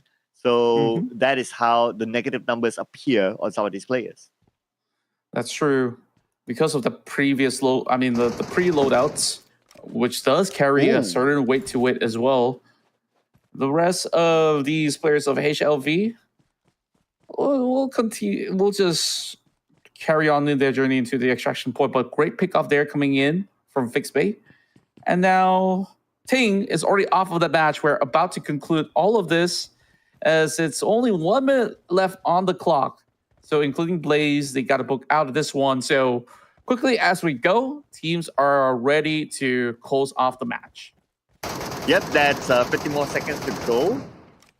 So I would expect that all these teams right now to be able to extract themselves. So not much of a plot twist this time. Boy, he is not really... Okay, there you go. Okay, so now it's only Ikwan left. Okay, it's about 30 seconds more. Able to make it in time? Okay, we see the green smoke there. So I guess, yes, 20 seconds? It's a bit scary though. It definitely looks to be a little bit daunting right now. But Ikwan, he's got 11k out there and 10 seconds left on the clock. It seems to be quite the journey. I don't think he makes it out. Ikwan, this is going to be pretty tough for that Blaze member. But that is it. Time is up. Ikwan does not make the cut, and therefore they will not be receiving any form of Metro Cash from even the previous extracted members. Yeah, so Blaze, they are at the last place before this round started. And the gap between them and number one is like 7 million difference. So they needed to come up big. And even though if he's able to extract himself, they only managed 1.5 mil at this round. So it will be very hard for them in the next round anyway. So I guess, that's probably the thought process for Blaze. Yeah, I'm just really concerned about these kind of scenarios where you saw this was more of a passive round hitting the late game. And yet, why is it a problem looking for an extraction point? Like, if you're not going to be able to also secure those ginormous value of loot to begin with. So I think like these are small minor mistakes that does happen from time to time that is going to prove very costly for a team like Blaze, who's hoping for a Hail Mary scenario. But when we talk about Hail Mary scenario, I guess like it's all going down to our final game on how they want to really show up huge or just go out with a bang. Yep, so huge for Blaze is much needed in the final round because I'm pretty sure the gap is going to be more than just 7 mil to be number one. So if I were to be absolutely realistic, Blaze is probably out of the number one spot to the next round. Yeah, just seemingly to have such a challenging bout throughout yesterday's run as well as today, and now not really securing those extraction numbers. So it will deny them at least one chunk of point, and that was at least 1.5 million. So even though 1.5 is not a number to be squandered off with, it's still something, like Blaze needed that hope. It needed a little bit more to supplement them for perhaps that final hurdle. So like you said, I don't really see a way out for them, because yesterday they were one of the teams that absolutely got bullied by other strong squads that were looking for those early elimination, and Blaze didn't manage to make the cut. Yeah, that's the hopium that he's hoping for. But okay, since we are coming into our final game, right? I doubt we'll be shown the overall rankings as of now, just to keep things a little bit more suspense. But who do you think is currently leading the chart? It's a tough one to say, honestly. I think it's a really good chance for BK to really make that overtake, because they have gotten some good margins in this matchup in comparison to other teams here in this zombie uprising. So when we last look at the charts, even despite the side of Royal Naga doing pretty okay, it didn't really seem like it was too big of a margin to catch up against. So I believe BK should be at the top spot. Yeah, because they got a huge amount in the previous round, right? In which we'll be looking at the final score in a bit more. But let's not also forget that some of the top teams, like I'm number one, also did pretty okay in that round. And they were at number one before this round started. So maybe it's kind of like neck and neck. But if I were to put my money on a team, I'll probably put it onto BK as well after that round. But the gap is not that far. So the final round, which is going to be played after this, that round does mean a lot to some of these teams. Yeah, it really does. And we'll take a look at, what was happening back in yesterday's bout. We have so many dramatic scenarios coming from teams like OG, or even, some of the names like HLV, including BK as well as I'm number one. Each one of them have definitely shown that they can take up fights, but how efficient can they do so in this mode? MY is at the top with that 6 million for this matchup only, while HLV is at number 2 because they also do have 2 eliminations to consider. So that itself will naturally overtake I'm number 1 right now with only 1.7 million to book out of this match in the top 3. Wow, interesting final number after this round. So almost doubling the amount that HLV got. And HLV, just because they didn't check in time yesterday in the final round, so it's still quite a tall order for HLV, I believe. I'm number 1, the team that started off at the forefront, 1.7 mil in this round. But we're not going to be showing the final overall rankings just yet. But instead, we will be showing our MVP. Zeus is our MVP this time. Yeah, he's not really striking lightning, but he's striking cash in the form of Metro Cash overall with 3.1 mil. That's almost half of what they've been able to acquire throughout the course of the run, or at least a good 30-40%. So now we get ourselves our final matchup lined up for tonight, and that is going to be played out in Misty Port. Now, if we're talking big numbers, this is the map to earn it. So perhaps there's still certain things that teams like I'm number 1, Royal Naga, OG, or even HLV could acquire in order to keep their hopes alive to be Malaysia's representative into the group stages of Metro Royale. Yes, so we'll be interested to see what happens next week because of the meta shift. But it's interesting for us to know as well that this event is currently happening inside the game. This is the PUBG Mobile's Airdrop Carnival, open right now, and you can be joining a pirate bash here. Explore the Ocean Odyssey new theme area for the Pirates Booty Island, and you can collect airdrop tokens and head to the Airdrop Carnival inside the game to upgrade your airdrop crate to level 5 for guaranteed set or emote of your choice. Don't forget to jump into the game from August 16 to 18 to open your airdrop crate by then. Yeah, and not only that, you can also check out the Galleria, X-Suit, and Advanced Upgradable MG tree that's currently available only for another 3 days longer, including today. And you can join the event and unlock coupons and limited outfits award from that same duration. So you can play any game mode to get the Cherry Blossom tokens to claim all these cool skin sets. And of course, make a wish for that exclusive treasure, like we said. So plenty of treasures to be earned. And these teams right now here in the Malaysian qualifiers are looking for even ginormous amount of treasure in this Metro Royale mode. So one final game of the evening, Sir Cloud. I can't really put my hands onto BK for sure, because you know how things could actually turn 180 in any given moment. Yeah, imagine them holding like 5, 6, 7, 8 million loot just to be eliminated before they're able to extract.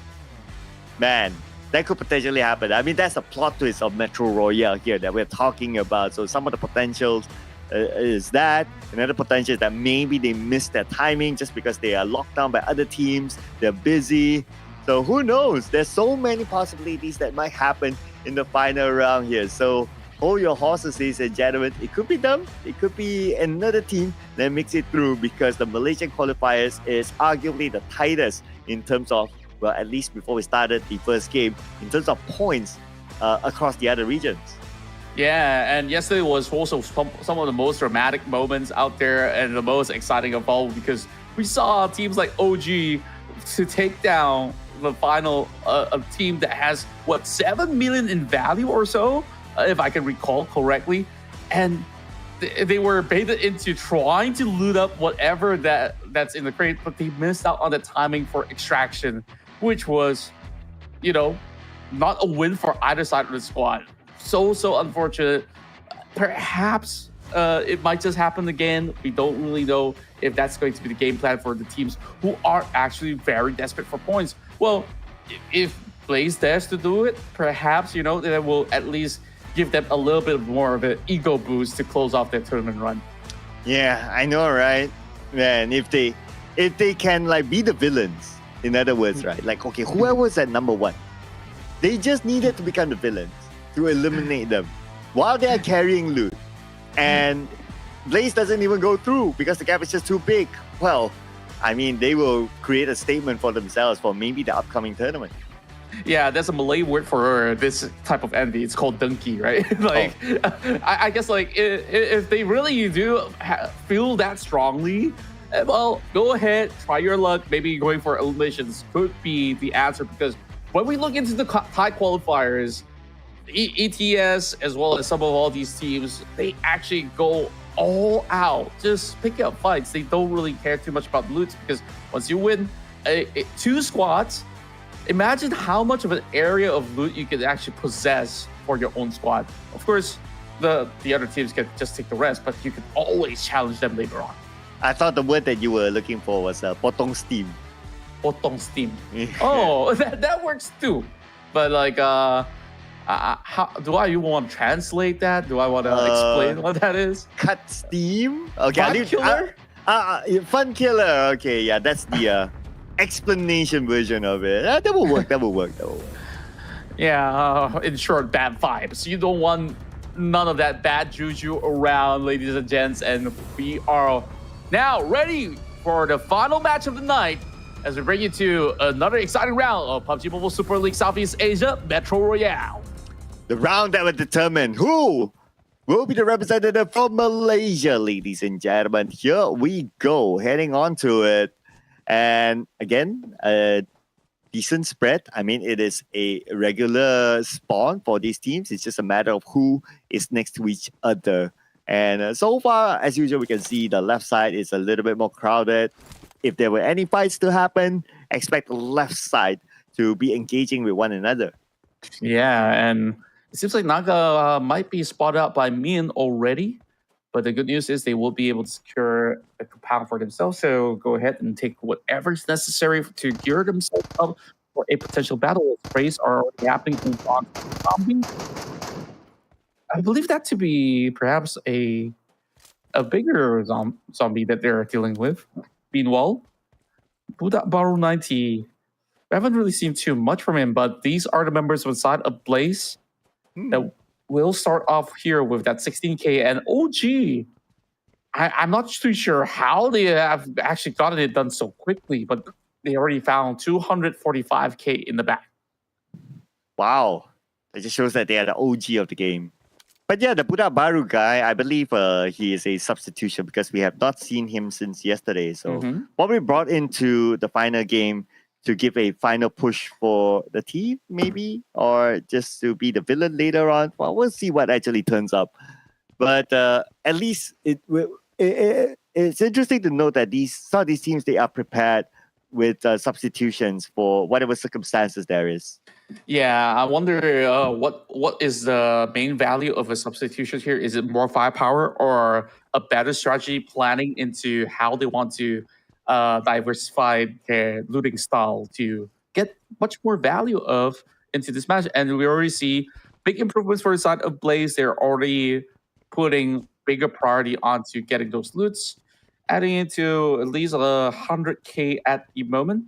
Oh, OG, they're planning to get into the mining cards and just to cut through into the premier tier loot at the very least. So who knows whether if there's going to be a little bit more action happening into the central ground, into the missile silos, because that's where we will see majority of these teams vying for a spot to gain the most Metro cash.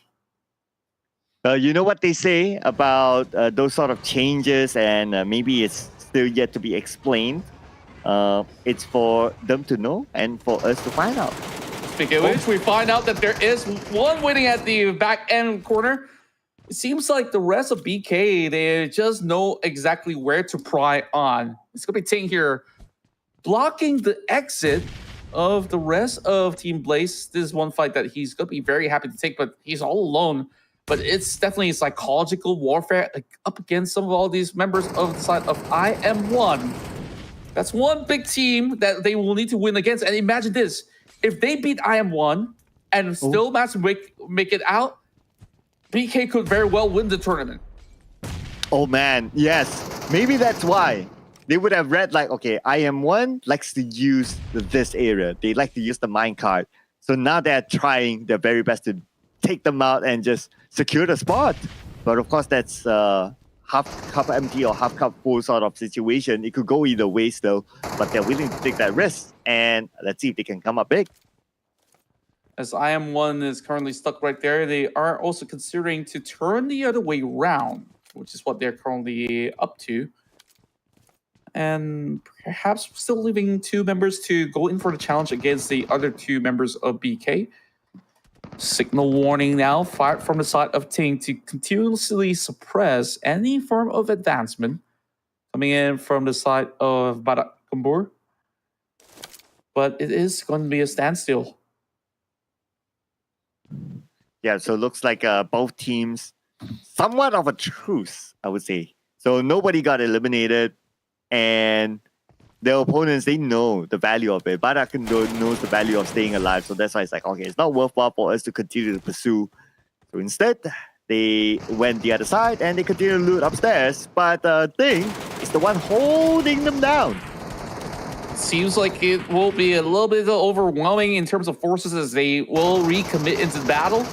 Venom, though, being held right back, forced to pop that med kit for that 100% of HP bar to work up this full-on collateral damage that they're about to dish out, or could be able to receive as well.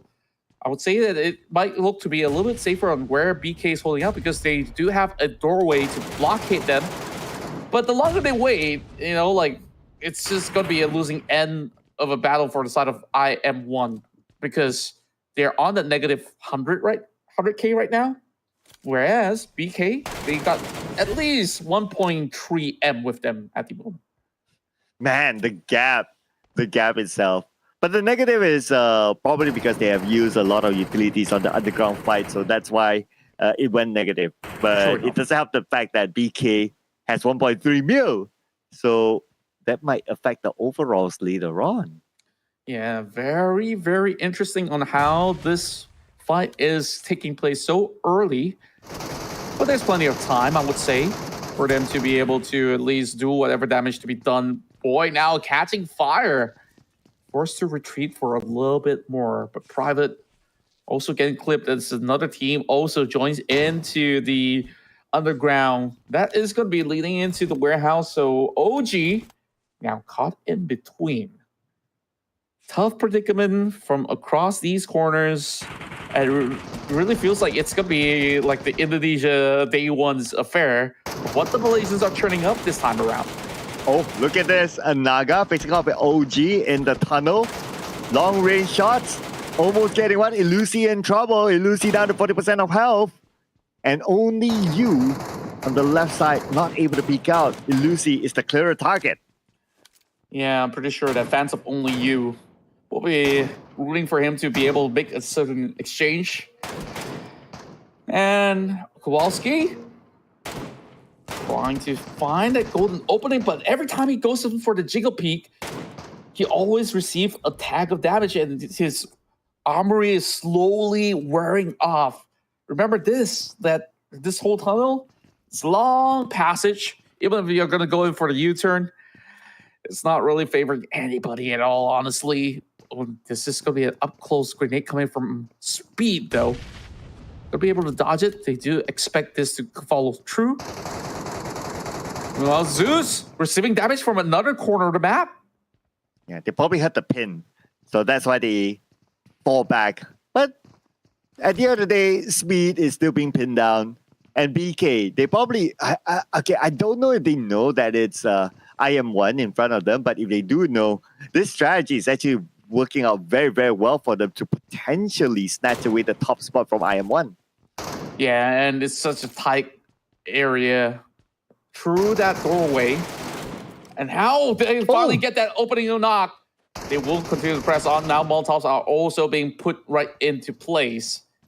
What's it going to be the case for the side of IM number one? Because now they have to go in for a quick pickup, buying a lot more time, unable to also push through. Seems so tough for a direct answer in this battle. But do they still have any more grenades? I do wonder coming in from the side of IM number one. Okay. Just looking over at the players' utilities, right? Speed is out of nades. Rainbow is out of nades. King Oni has 2 nades, but he's on BK. And we move over to OG. They are in a standoff as well with Naga. So we got 2 different standoffs happening at the same time. That means 4 teams are not looting.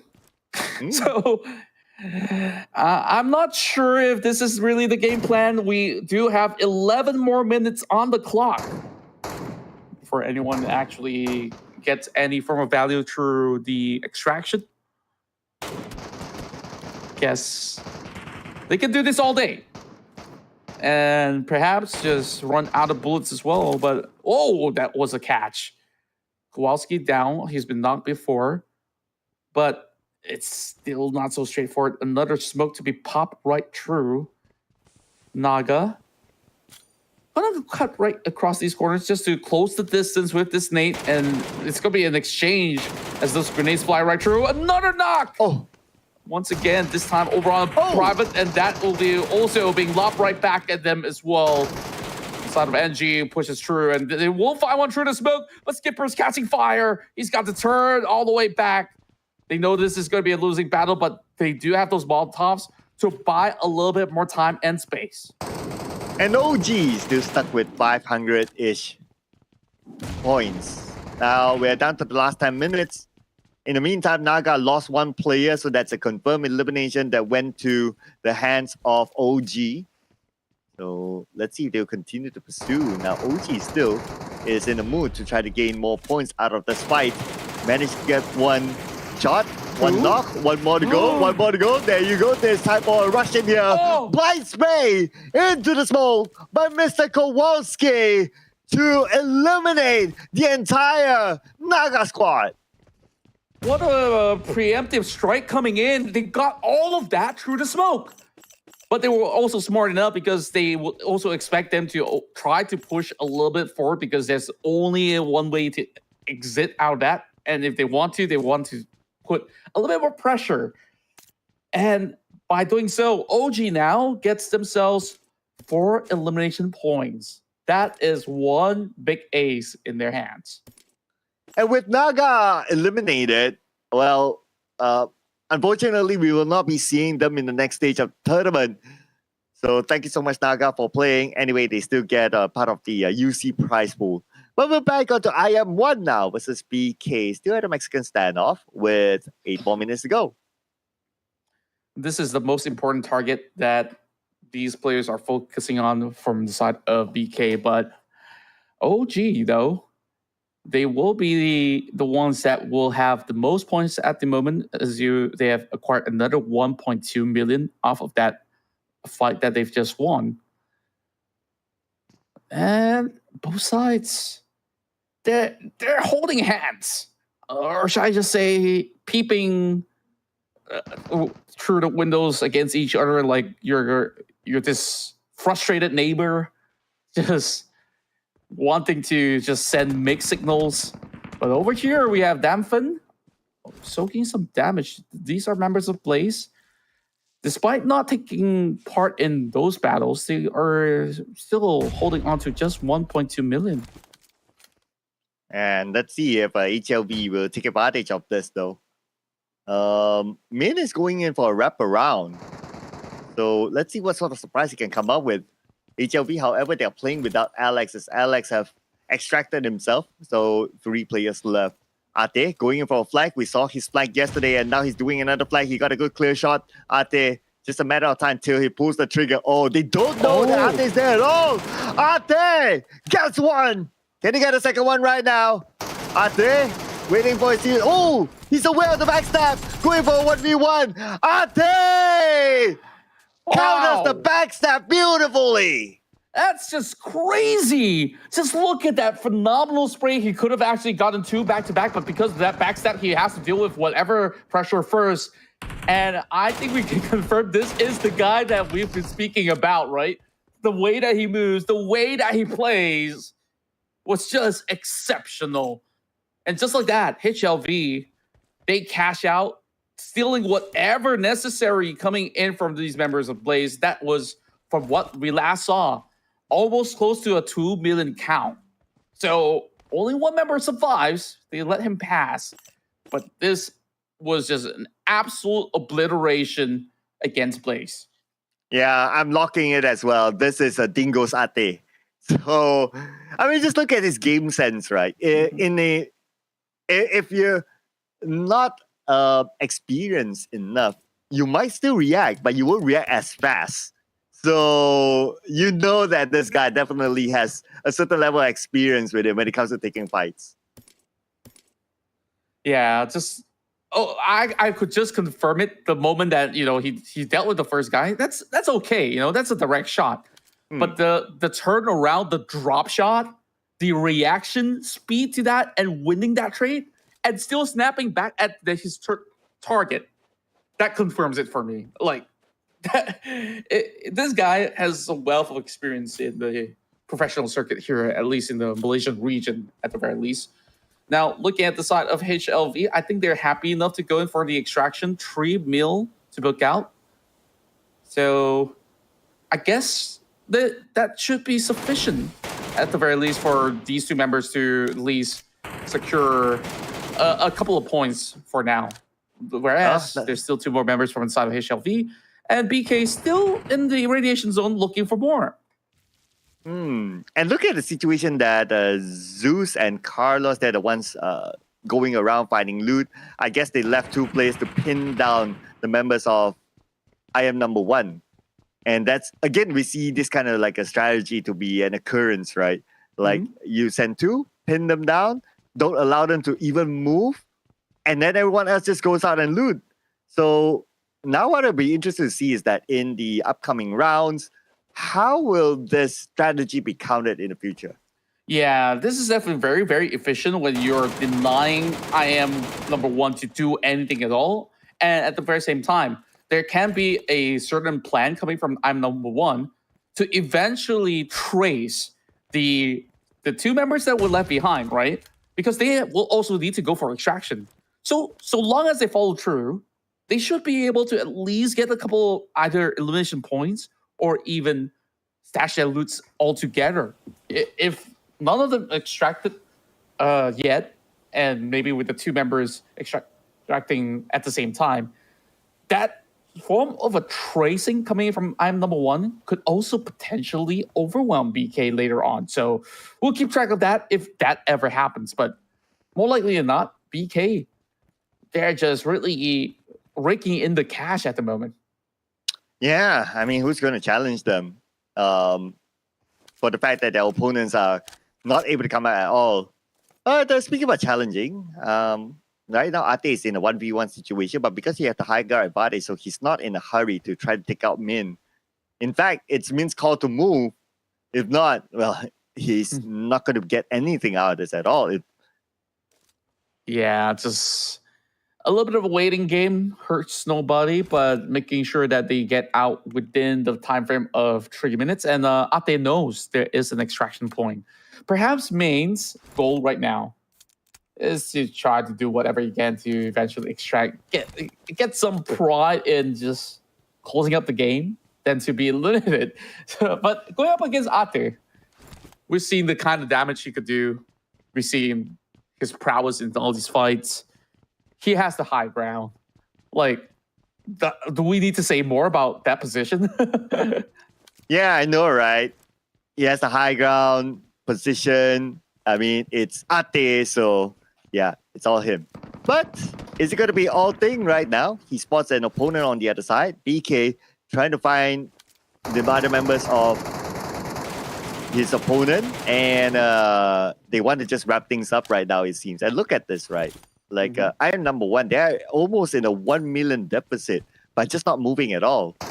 Yeah, since they're on the deficit, they can't commit to the battle. They don't really have to worry about, not getting extracted or so. And it seems like it will be the full squad of BK to cut right through. I'm Speed. It seems like he's all alone. So where exactly is the rest of the members of I'm number one? Well, don't have an answer for that, but the answer that I do have right now is public service announcement. There's about 1.5 minutes more before the timer runs out. So stop fighting, guys. It's time to cash in everything. Yeah, like, I thought the radiation zone also has an extraction point, so why are they hanging out in the tunnel? BK's effort might be absolutely for nothing. Just full send it. I don't care. Like, if you have to lose members, you need somebody out of here. Oh, man. BK, right now, okay, they're making a run for it. They're probably looking at their watch and saying to themselves that, hey, you know what? We got to go. It's 1 minute left. Okay, Venom from I Am Number One getting out of here. So his other teammates need to do the same as well. If not, the loot won't count. Well, they're in a negative 1 million anyway. So I don't know if that will be counted. Nah, it's no value at all. It just seems like they got stunted the whole game.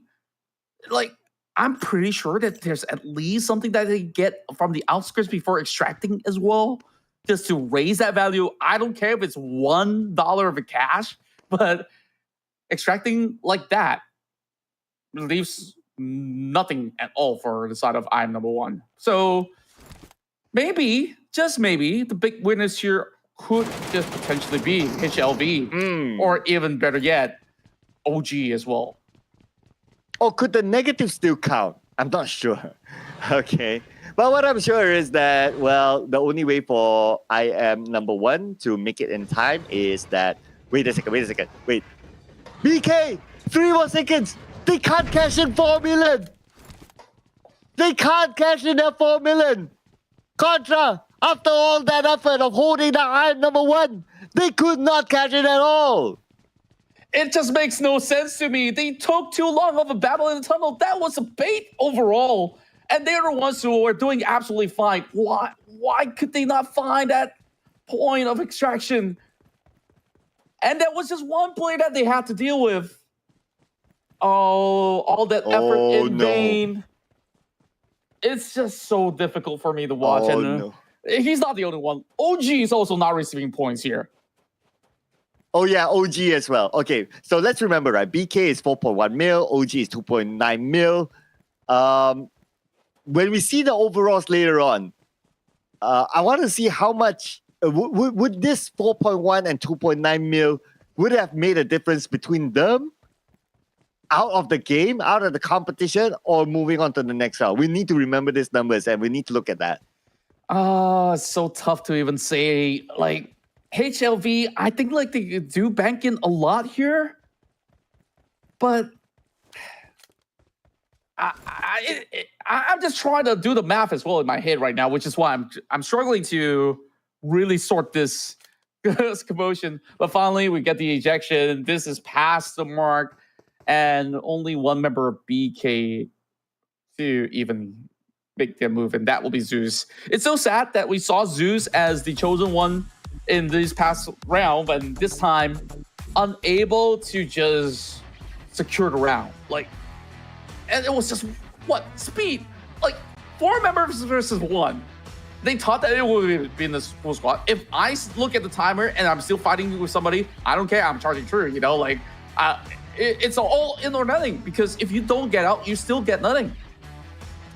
That 4 million could be the decider whether they go through or not. It's 4 million. It's no small amount. And BK, I mean, they won the previous round. It felt like they were in the running. But if they don't cash in this 4 million, some other team might have taken over them. It could be HLV. Now, with OG also cashing out. Wait, OG did not cash out as well. There's one member still looking around. They didn't cash out. They don't get any value. So is HLV going to take it? Or was there any other team that has been able to eject safely and has a decent value? I can't even recall right now because it's just baffling. It's just so baffling on how this ends up being anticlimactic and dramatic at the same time. If it's HLV that makes it through, it is the biggest comeback among all the regions. It definitely will be. But the margin must be really, really tight if they were to actually secure it. So I think we really just got to take a look at the results, because that result will speak volumes of what really goes down here. So keep in mind, BK, previous win, sure. Does this negate any form of chance? And the last one we saw coming from I am number 1, they did manage to evacuate, but they were at negative. So I would still consider it a 0. That fight over a tunnel was just useless for both ends. Nobody benefits. It felt like there was a benefit at some point until they failed to cash in. Yeah, so I don't know, man. I don't know. This round, it's weird. It's just it's weird. This is the weirdest region today. I'll give it to them. I don't know if that's worthy of an award, but I hope that, you know, they get everything sorted out by the time that whichever team makes it into the group stages. Of course, the Malaysian team, I feel, wasn't exactly cleanest in terms of their play style. Like the only one that has the priority here was evidently BK for today. Like BK was doing all the loots. They don't really want to take unnecessary fights, and when they do, they manage to also get a win or so. So not too shabby. This is a team that you would definitely like to see in perhaps a finals run. Someone who knows how to juggle a little bit. But I'm number 1. They also should know they were also in the running. Like, so why do you want to commit yourself into a tight area of space where you can't exactly trade? You're not exactly winning the trade. You're still committing and have that standstill. I think that went on for 10 minutes plus. Yeah. Honestly, throughout the whole game, if you ask me. Yeah, it felt like almost the entire game. But okay, we're gonna get some numbers here. Okay, this is, look at this, right? Only HLV is able to cash in. No one else is able to cash in, either through they were eliminated or they didn't make it in time. This is crazy. What are we watching here? I don't know, Chief, but if you're telling me this, well, Blaze, we counted the numbers. They're not in the running. 300K is just chump change right now. That 4 million in the hands of HLV will be the deciding factor. Will they be the one to go through, or could it be BK? It's either or from what it looks like. Yeah, it could be, you know. Okay, we're gonna see the overall style. Okay, not yet. Calm down. We got HLB Alex as the MVP this time. 1.7 million. Honestly, it's probably one of the lowest MVP numbers. But hey, if they're the only team to cash in, well, whatever, man. Yeah, at the end of the day, they're still millionaires, you know? Like, this is still good shout coming in from Alex. Good job, well done. But I'm questioning the rest of the pack, man. Like, you guys just delivered this one for free towards the side of HLB. And, you know, take a prime example out of Ape, right? He was just taking fights, and yet he makes it out alive. And here we have it, ladies and gentlemen. What? The difference is 1 million. Less than 1 million, in fact. Dude, make that 400,000. Oh no, what are we watching here? Badakano did not cash in, but still made it. I can't believe my eyes. And I'm the one they were denied from doing anything in this match. Imagine if they just cashed in like 200K or get a few eliminations through that battle. It would have been them as well. It was so close between all three teams, and now we have our top three teams from Thailand, Indonesia, and Malaysia. From Thailand, we got EST, or ETS, still strong to represent. We have Royal Naga, ID, and Badak Gabur of Malaysia to play in the groups. And here are the other teams, and look at this. It's FaZe Clan, Seb9, and Boom Esports. They are in for a ride. Are you telling me we are going to see Ventores?